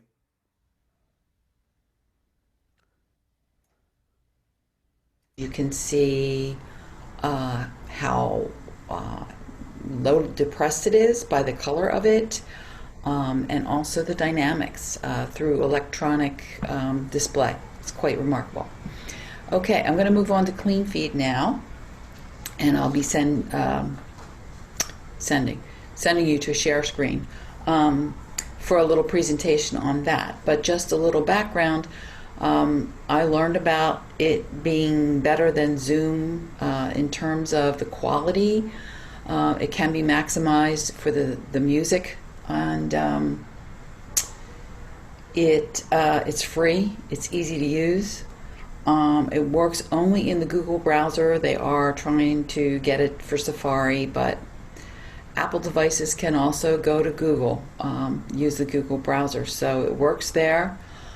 And basically, there's a link that the student picks up, and then what you do is you use your sound through this software, and it's very high quality. It's like for podcasts instead of the sound in Zoom. So you mute your microphones in Zoom, and I am using this with one of my students, and it's like night and day. It's amazingly better, way better.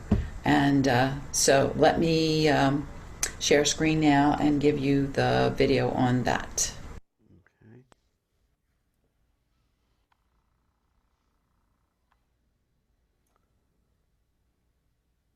You can see it at cleanfeed.net, and you'll have to set up an account to begin with. You click this Get Started thing, and it's a free account to begin with. I have an account, so I'm just going to log on. When you finally are able to log on, you'll get a setup like this, and you click the Start button, and here it goes. This is what the dashboard looks like when you get here to begin with. Now, when you first set up, it's likely going to ask you to choose your microphone. If you don't see that, or you haven't done so, you can always click on this gear icon right here. Click here and choose your microphone. So I'm choosing desktop microphone, my Rode Podcaster. All right, that's the one I'm speaking on right now. Okay, so that is number one. And then when it comes time to connect with someone for the recording, to invite a guest, you're going to click Connect. You're going to put their name, and you're going to put their email address, and then you're going to invite.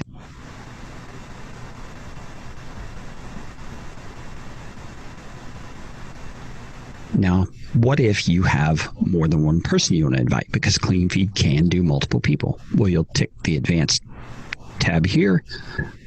Share the link yourself is what you want to do.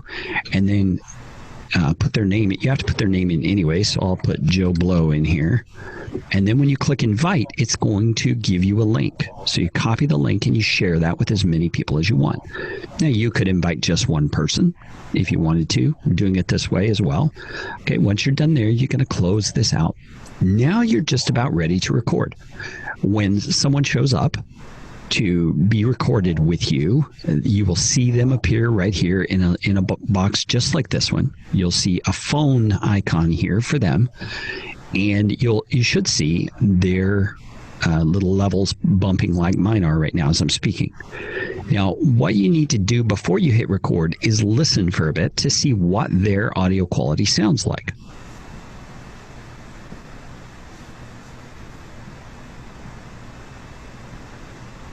Sometimes they will have a good microphone but did not select it yet.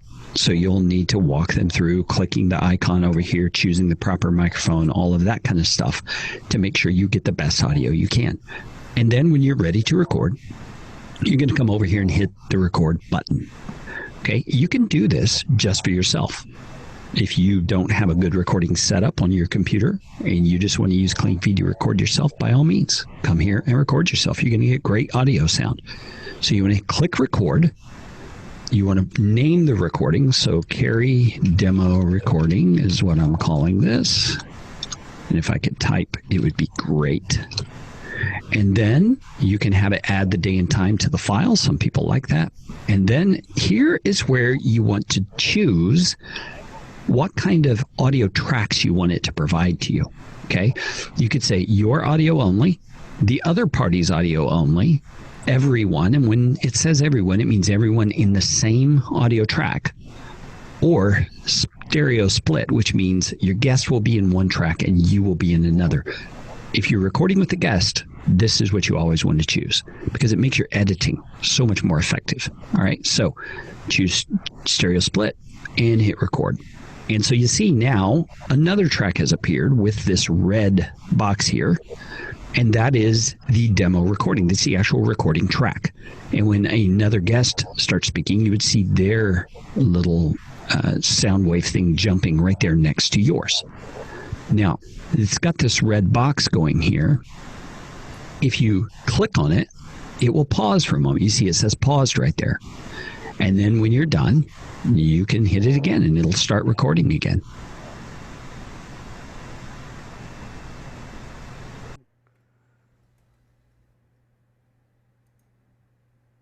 So the rest of the presentation just goes more into a how-to to use it. The thing about CleanFeed is you can use it within a conferencing program such as Zoom. What you have to do is you mute your microphone and you ask it to select CleanFeed as your sound source. I actually use this a little bit with a student. It does do what it advertises to do. It will improve your audio a little bit, but it is a bit of trouble. If you want to record a lesson in Zoom, you'll be able to record the audio in CleanFeed, but you won't be able to record the video at the same time in Zoom. As you can see, it does take a little bit of tech savviness to use. It was invented for podcasting and radio broadcasting, so it will improve your audio. I would say, in my experience, that if you follow the instructions that Elaine gave to the T, you'll get results that are very close to this, if not as good. But if you do have a tech-savvy student, maybe an adult student, who you think this could help, it's worth checking out, and you can get a free account. I did discuss Sue's presentation with her, so I can attempt to try and answer some questions, if anyone has it. Let's see, is CleanFeed a replacement for Zoom or for audio? It only does audio. And what you do if you use CleanFeed, this was Deborah's question, is CleanFeed a replacement for Zoom or is it for audio recordings only? As I said, it was developed for podcasting, but the way you use it for Zoom is you make the CleanFeed your audio source. Let's see, are there any other questions? And what does that do? What does that do, Jonathan? What's the benefit of that? It makes the audio a little bit cleaner. But I have to say, I think it's easier just to do the things that Elaine said so that you don't have to run two programs at once and possibly tax your computer. And it does take a little bit of tech savviness to use CleanFeed. That's my opinion. Maybe someone else would differ from me.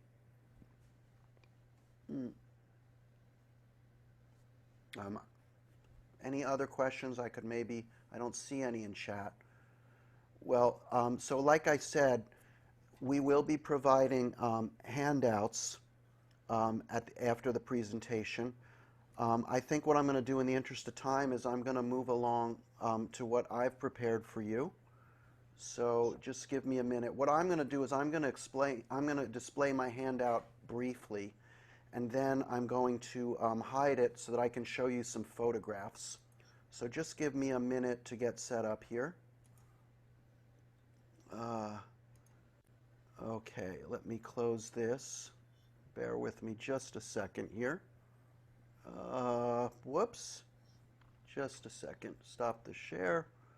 Okay, now. Okay, I will put up my share now.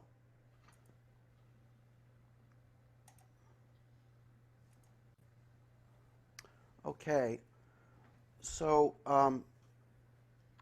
my goal here is to share some of the modifications I made to the way I organized my studio and my workflow in order to provide a smooth online experience for my students. In finding a way of organizing oneself, this is a very personal thing. You have to consider the way you like to work, the way your personality is, the confines of your studio, and the nature of your students. What I'm sharing with you is a few things that I specifically did for my studio. My hope is not that you feel that you need to do any of these things, but that if I can offer one or two things that might be of helpful to you in enhancing the way you're organized, then I'll feel like I've done my job. So let me just get my photographs ready here. Okay, whoops. Just bear with me a second. Okay, let me move this. Okay, so I'm going to be the subject of organization is a big one, and I'm not going to go long. I'm going to just limit it to 3 areas. Physical organization of your studio, things you can do to organize your files and your operating system on your computer, and also ways you can organize your lesson notes and your assignments. Some of the things I'm going to talk about in organizing your studio dovetail very nicely from the great advice Elaine gave earlier. The first thing I discovered is that when you're teaching online, you want to be very careful to control any echo in your studio, because if there is echo coming from you, it will be very difficult for your students to hear you correctly. So a few things you want to I took care to do is I tried to control the echo of my room by using some carpets. I put a carpet under the soundboard of my grand piano. I'm in my living room, so I had a sofa and some chairs. I put curtains on my window to absorb the sound, and I'm using headphones rather than a speaker just to control my echo and other things. I'm also, like Elaine mentioned and Felicia mentioned, cardioid mics. These are mics that only pick up the sound that's right in front of them. So this minimizes echo, it minimizes street noise or noise if anyone else is in your house. Let me just show you a quick picture of the way I set up my studio. I'm going to change my screen share now. Just let me do that. Just bear with me 1 second. Okay. So here's my studio. Now, one of the things I had to do was these 2 ceiling lights were really not sufficient for lighting me on screen. So I bought a very inexpensive photography light, and I aimed it at a 45-degree from me when I'm speaking. From this point of view, there's a glare in the light, but when I'm on screen, it's actually quite good. Let me see if I can show that to you. So, for example, without that fill light, that photography light, this is what my face looked like. Okay? Then when I used that photography light, this is what I looked like. So lighting is important. Do what you Oh, we're not need to seeing your do. pictures. Oh, you're not seeing my pictures. Okay, hold on. We saw your Hold on. studio, but that's it. Hold on, hold on.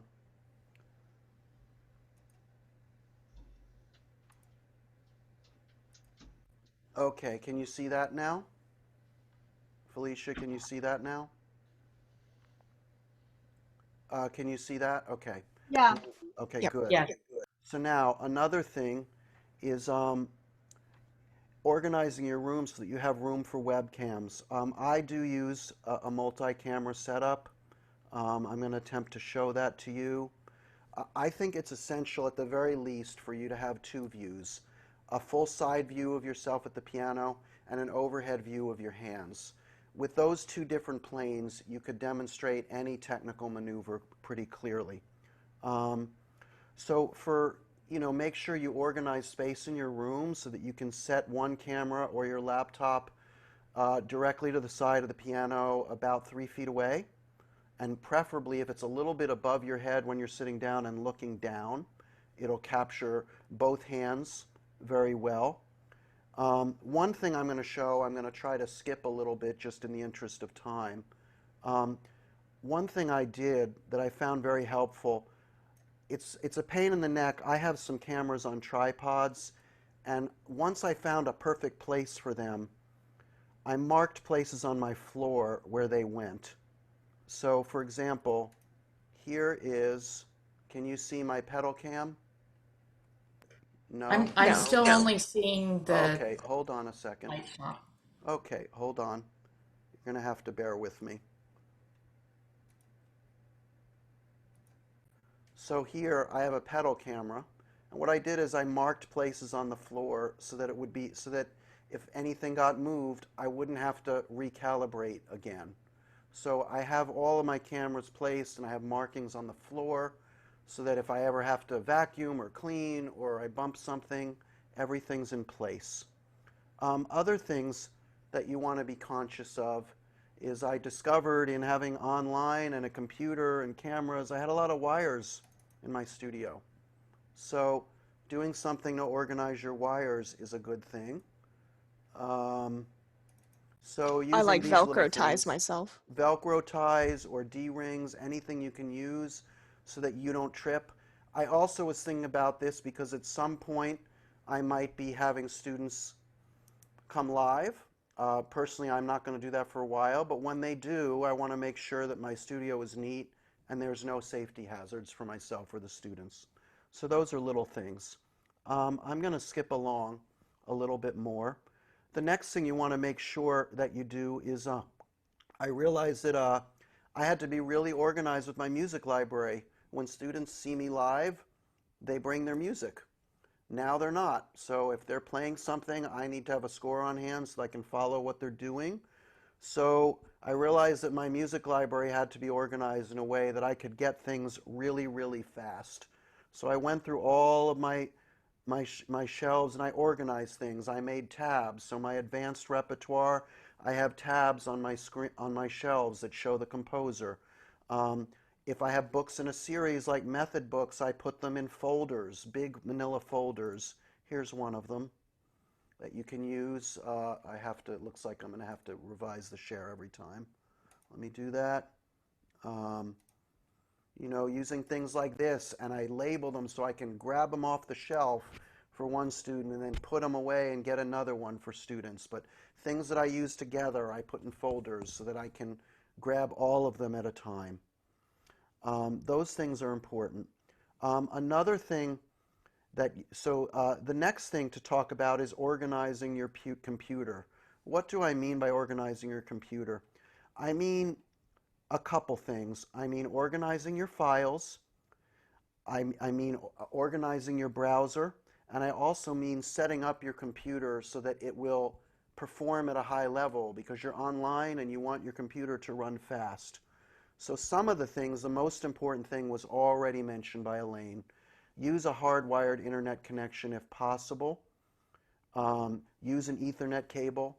If you don't have an Ethernet plug in your laptop, you can get a USB adapter that has an Ethernet cable inside it. That's very important. Another thing that's very important, particularly if you're using external webcams and microphones, get yourself a powered USB hub. This is a hub that actually that plugs into an outlet. This is important because webcams and good microphones use a lot of power, and you can have glitches if they're just plugged into an unpowered hub or if they're plugged into an old laptop that doesn't have a lot of power. Other things to organize your computer for good speed. PCs, I'm not quite sure how Macs work, but you can set a power plan in your system folder. So I set my computer, I don't want it to shut off automatically. I want it to keep running until I shut it off so that nothing will happen in the middle of a Zoom. Have virus protection. Keep your operating systems and your drivers updated all the time. Another thing that will speed up your computer when you're online, get rid of any programs and files that you don't need. And especially if you have a startup folder, some programs are set to automatically start up when you start the computer.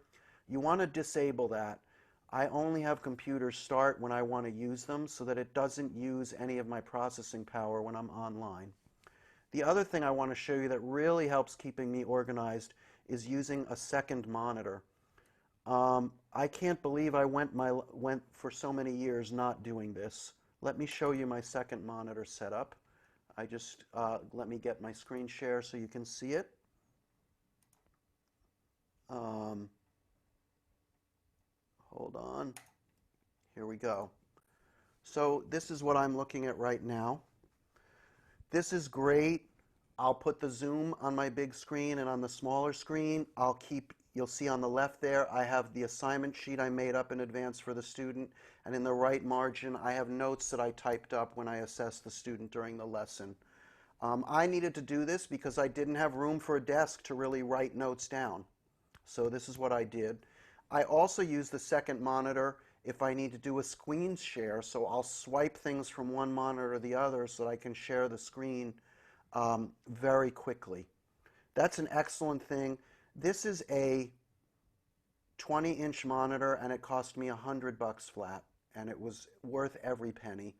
It also helps because when I'm doing work, I can put my emails to the side while I'm working on Microsoft Word or on Finale or something, and it just prevents me from having to look at too many things at one time. Great organizational tool. I highly recommend it for teaching.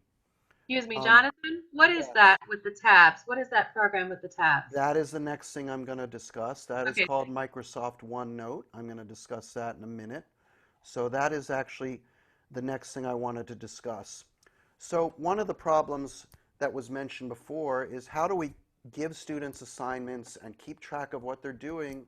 You know, when the students come live, I give them a paper, or they have a notebook that I write in.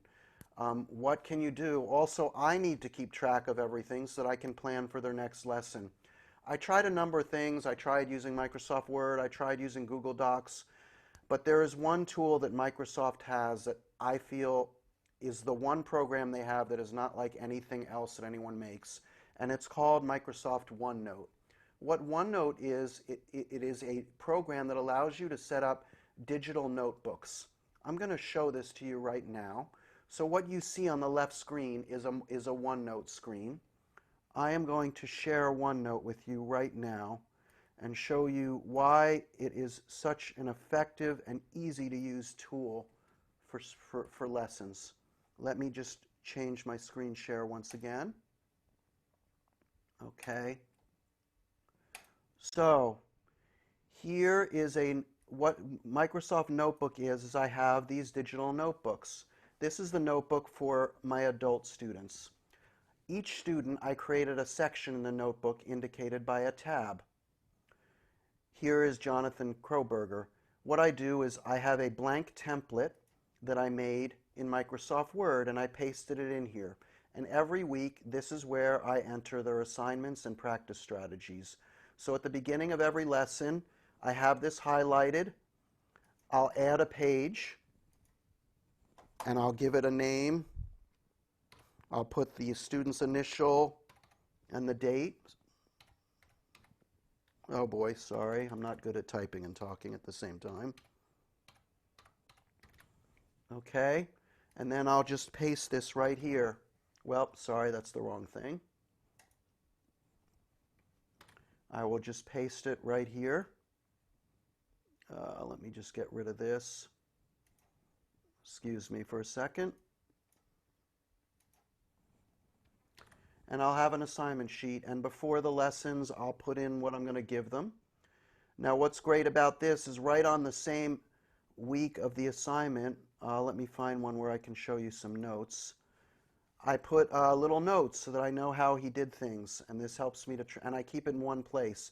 The advantage of this is if I used Microsoft or Google Notes or Google Forms, every one of these lesson plans would be a different folder. I'd have to go into a folder, get the lesson plan. In this one, everything is one place. So if I need to remember, oh, did he complete page 50? I can look back and say, oh, I gave it to him 2 weeks ago. My notes are right there. Everything is in one place. So this is a great way to do it. The other thing about Microsoft OneNote is you can type anywhere on the page. See? So it's like a notebook. It's like I can scribble in it. You can even take handwritten notes, scan them in, and put them right in, and it'll even convert your handwritten notes to text. It's a great program. There's nothing else like it. I use it for so many other things. Let me show you my other notebooks. Here's a notebook where I keep all my notebooks for the program committee.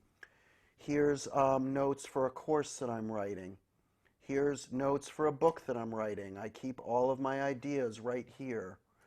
Another thing that's great about OneNote is if I see something great on the internet, here's the link that Felicia gave in a chat.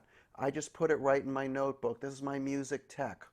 So I keep things here. I'm taking a course in recording. I keep all my notes here. So instead of having to go into folders and get documents one by one, everything is in one place. It's a great tool. It enabled me not to have piles of paper to keep track of students. I don't have to organize lots of folders on my computer. Everything I want is right there. I use this with Microsoft Office 365. It costs, I think, $100 a year. It enables me to access Microsoft Word, Excel, Access, OneNote, and a couple other programs from the cloud. So I have all of my Microsoft notebooks on 2 computers, and I can take them with me. Or one time when I was at a convention, a couple years ago, I was doing a presentation at the Spokane convention. I needed to access some notes for my presentation. I went right into the hotel computer and accessed my OneNote notebook right from there. So this is a great tool for being organized. The last thing I want to mention is using PDF documents. What I did for this presentation today is, it's very easy if you're going to screen share. If you try to convert all of your Word and other documents to PDFs, let me show you why that is. So if you use Adobe, when I have to screen share, I'll put, if let's say I have to teach 5 students in a row, I'll put the 5 documents that I need to share in the order that I'm going to share them. This is what I did for the presentation today. So I don't have to worry about opening up another application, opening up Microsoft Word, slowing down my computer. I just make everything a PDF, and then it automatically opens it up in a browser. So the documents, I can just click through them.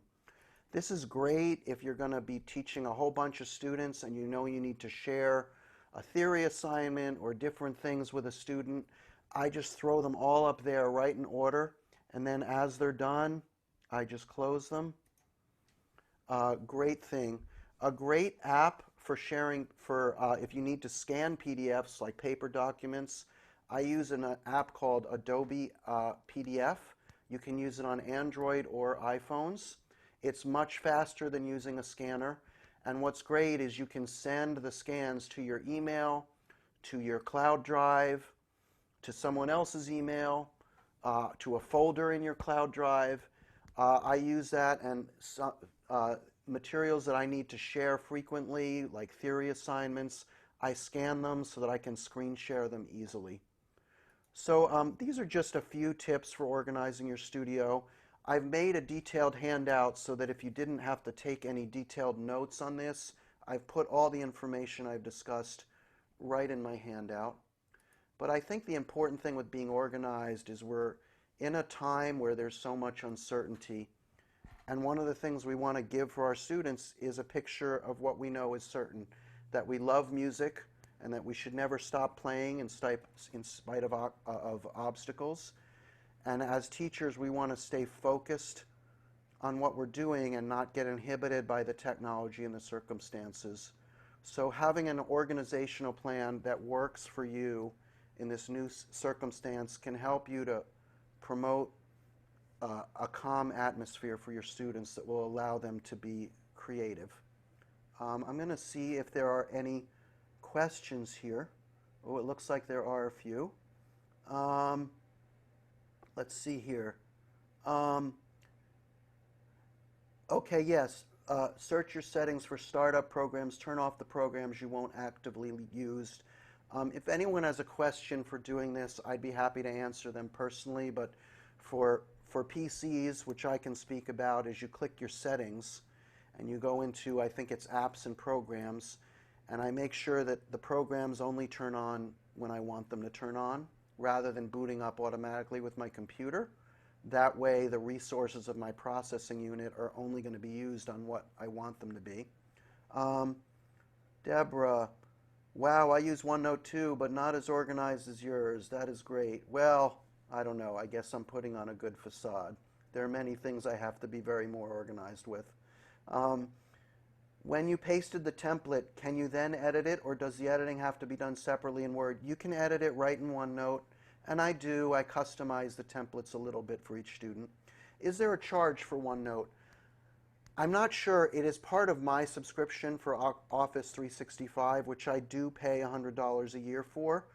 I think if you're getting Windows, that there is a version of OneNote that comes along with it for free. I'm Correct? pretty sure it's free anyway because Yeah. it's also available on Android for free. That's the answer. I'm using a slightly version with a few more bells and whistles because it's part of my paid Isn't it subscription. free, but you have a certain limit of the amount that you can put up there? I There might be a believe that's true. Oh yeah, right. I myself have never used the free version. I've just used the paid one. But When I switched to Windows 10, it came with Windows 10, and I tried using it. I was so excited. I used it on all my devices, and I had all this information switching around. And then it said, "You've maxed out your capacity for this year or something," and there was going to be a charge. That's why I asked. 'Cause I okay, did try yes. using it, but I don't have. I have an old version of Office that works just fine for me. I don't want to pay more money for Microsoft Office, so.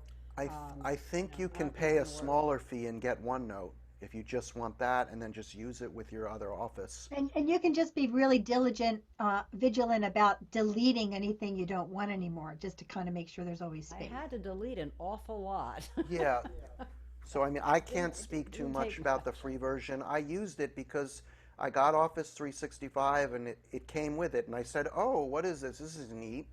And since it came with it, I started playing around with it, and now I was always a person that had tons of notebooks, and really what spurred this is my wife said, "Honey, you've taken over the entire bookshelf, and I'm a teacher too, and I need room, so you got to come up with a solution for cutting down your paper," and this is what I came up with.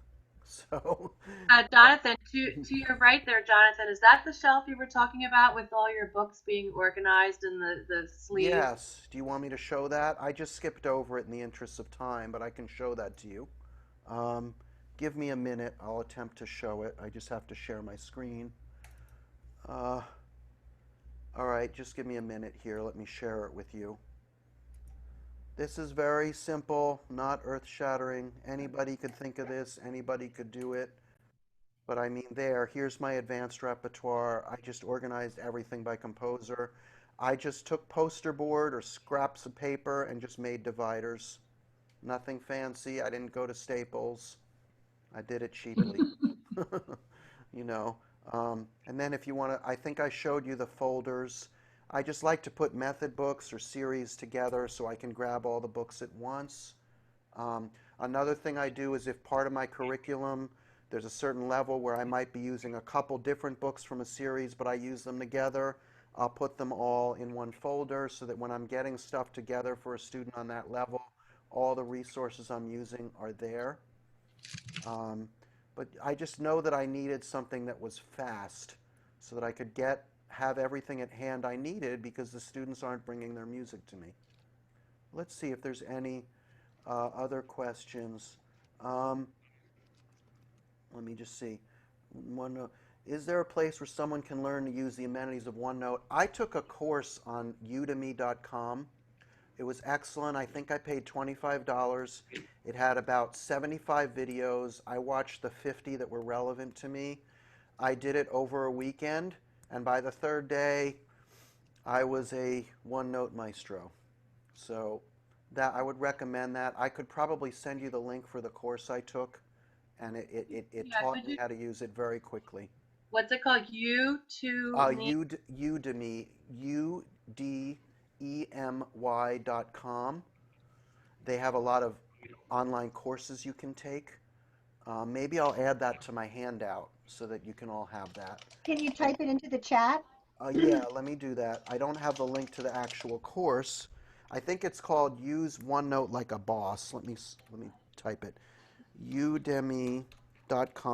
So this is a platform for online courses. The course is called, I think it's called OneNote Like a Boss, I think it's called. It was excellent. I loved it, and it wasn't a lot of money. I was totally willing to pay the 25 bucks for it. Let's see, any other questions? Um, um, is there Genius Scan is also good, Miriam said. Sure, there's a number of good PDF ones. I picked Adobe because I had Adobe Acrobat in my computer, so it would work with it. There are a number of programs that are good. Genius Scan is good. Felicia, I prefer Tiny Scanner myself. I've tried a lot of mobile scanners. I certainly Good. would trust any tech advice that Felicia would give. Adobe Scan works well for me, Elaine. Thanks for all the presenters today. Very worthwhile program. Thank you, Ethel, and it was so great for you to come. Joy, thank you all for your wonderful presentations. Hugs to all. Right back at you, Joy. Let's see. Felicia, Udemy, you've used it before. Carol, I have a folder for each student where I put the extra music they happen to be using. I have a copy for me so we can talk the same music talk. I use baskets to keep the students at a fingertip. Fantastic ideas. Melanie Eberhard, are your students still writing down assignments or are you sharing it? I'm actually sharing them. I did for a time, I was working on teaching my students themselves to take notes, but what I found was being online, we already have the technology barrier. I decided what I wanted to do is I wanted my students to be focused on the music, so I decided that I would work harder and prepare them all with them, and I even do it for my adult students now. Of course, they're free to take notes on their own, but I wanted to, especially in adjusting to this online format, which some students were skeptical with, I just wanted to take as much off their hands as possible so that I could keep my business and solve the problems for them. That's just the type of teacher I am.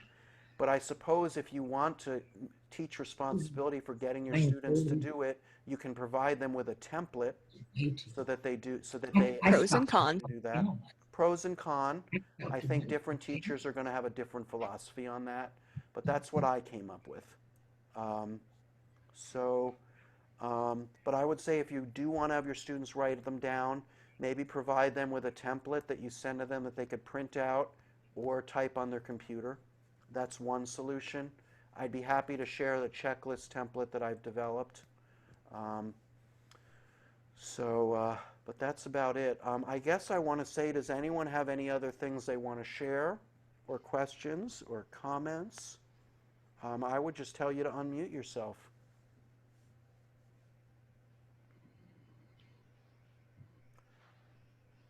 Anyone looking to say anything? Well, listen, this was fantastic. Your executive board thought this would be a great idea. You know, urgent times require urgent solutions. That's why we decided to have this extra meeting in August to help all of us to jumpstart.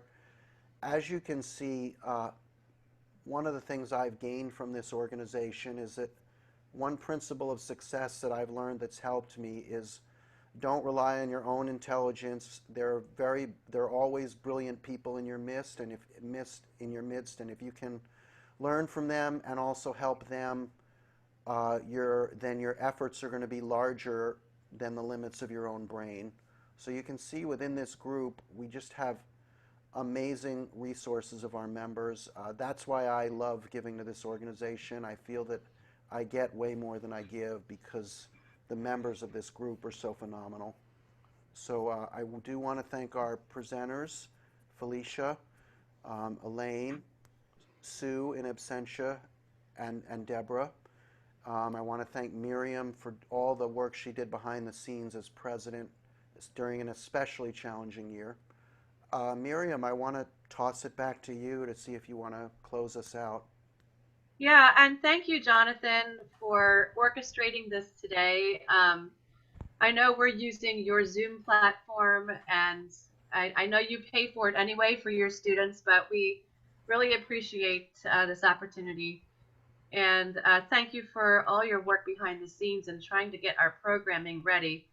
We're going to finally probably get it done in the next couple of weeks, and then you guys will get your handbooks in the mail. You will. I will say, just to give you a sneak peek, basically the way the programs are shaping up is we have Melissa Willis, who's going to continue this theme of guiding us with strategies for online teaching. Marvin, by popular request, will be back. We're just waiting for him to finalize his topic in October. November, we're hoping to have a master class with Brian Gans. December will be our luncheon. Maybe it will be virtual. I don't know. I think a virtual meetup just for socialization I in think that would December be would be great. nice. I wanted to propose, it's been a little challenging to get all of our speakers this year. I want to say a lot of that is my fault. Like everyone else, my workload very suddenly increased, not only by online teaching, but I was asked on kind of short notice to take over the Dorothy Sutton Festival, and I had to do a lot with that. But we don't have January planned yet. If I'm not able to get a speaker, I was thinking we might use that as another way to do a meetup, where maybe I could send out a Google form and see if there are topics that members wish to discuss, and maybe we could have some kind of a roundtable then. I think this is a time where we really need time to just share with each other, because there's a lot of unknowns right now, and I thought maybe having an open-ended program in January might be a really good thing. I'll send Yeah, you guys a survey. I agree, and I think January is the perfect time to sort of regroup. Yep. You know, for discussing our tips and tricks and support, encouragement along these lines. So absolutely, I think it is great to have January open for that reason. And Jonathan, I love your idea about sending out a Google form, a Okay. survey for people to say what they would like to hear more about for our January meeting. Okay.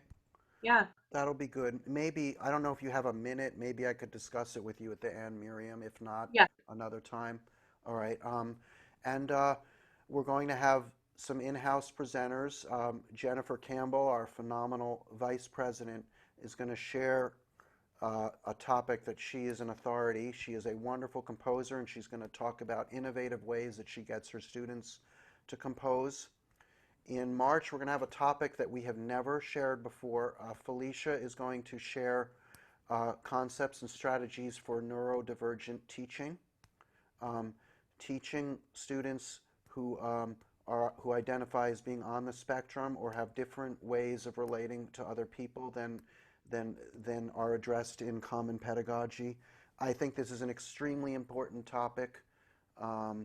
And I think that we have, particularly being online where that causes us to interact with people differently, I think this is a very important topic, and I think we're very lucky that Felicia is going to address it for us.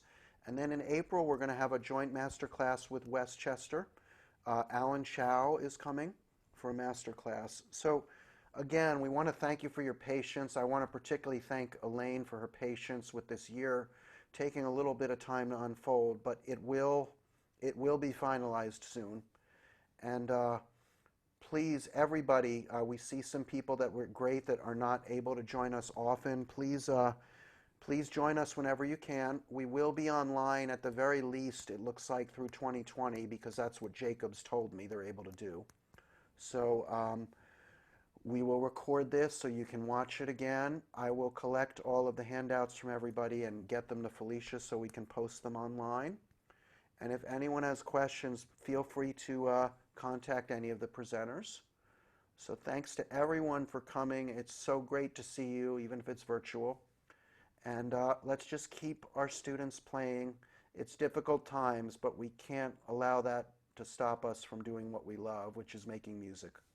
So Thank you so much, everyone. Thank you, Jonathan. Thanks for okay. everyone. Thank you. It's nice to see you all.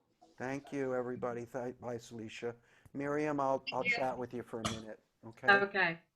All Bye-bye, right. everyone. Bye, everyone. All right.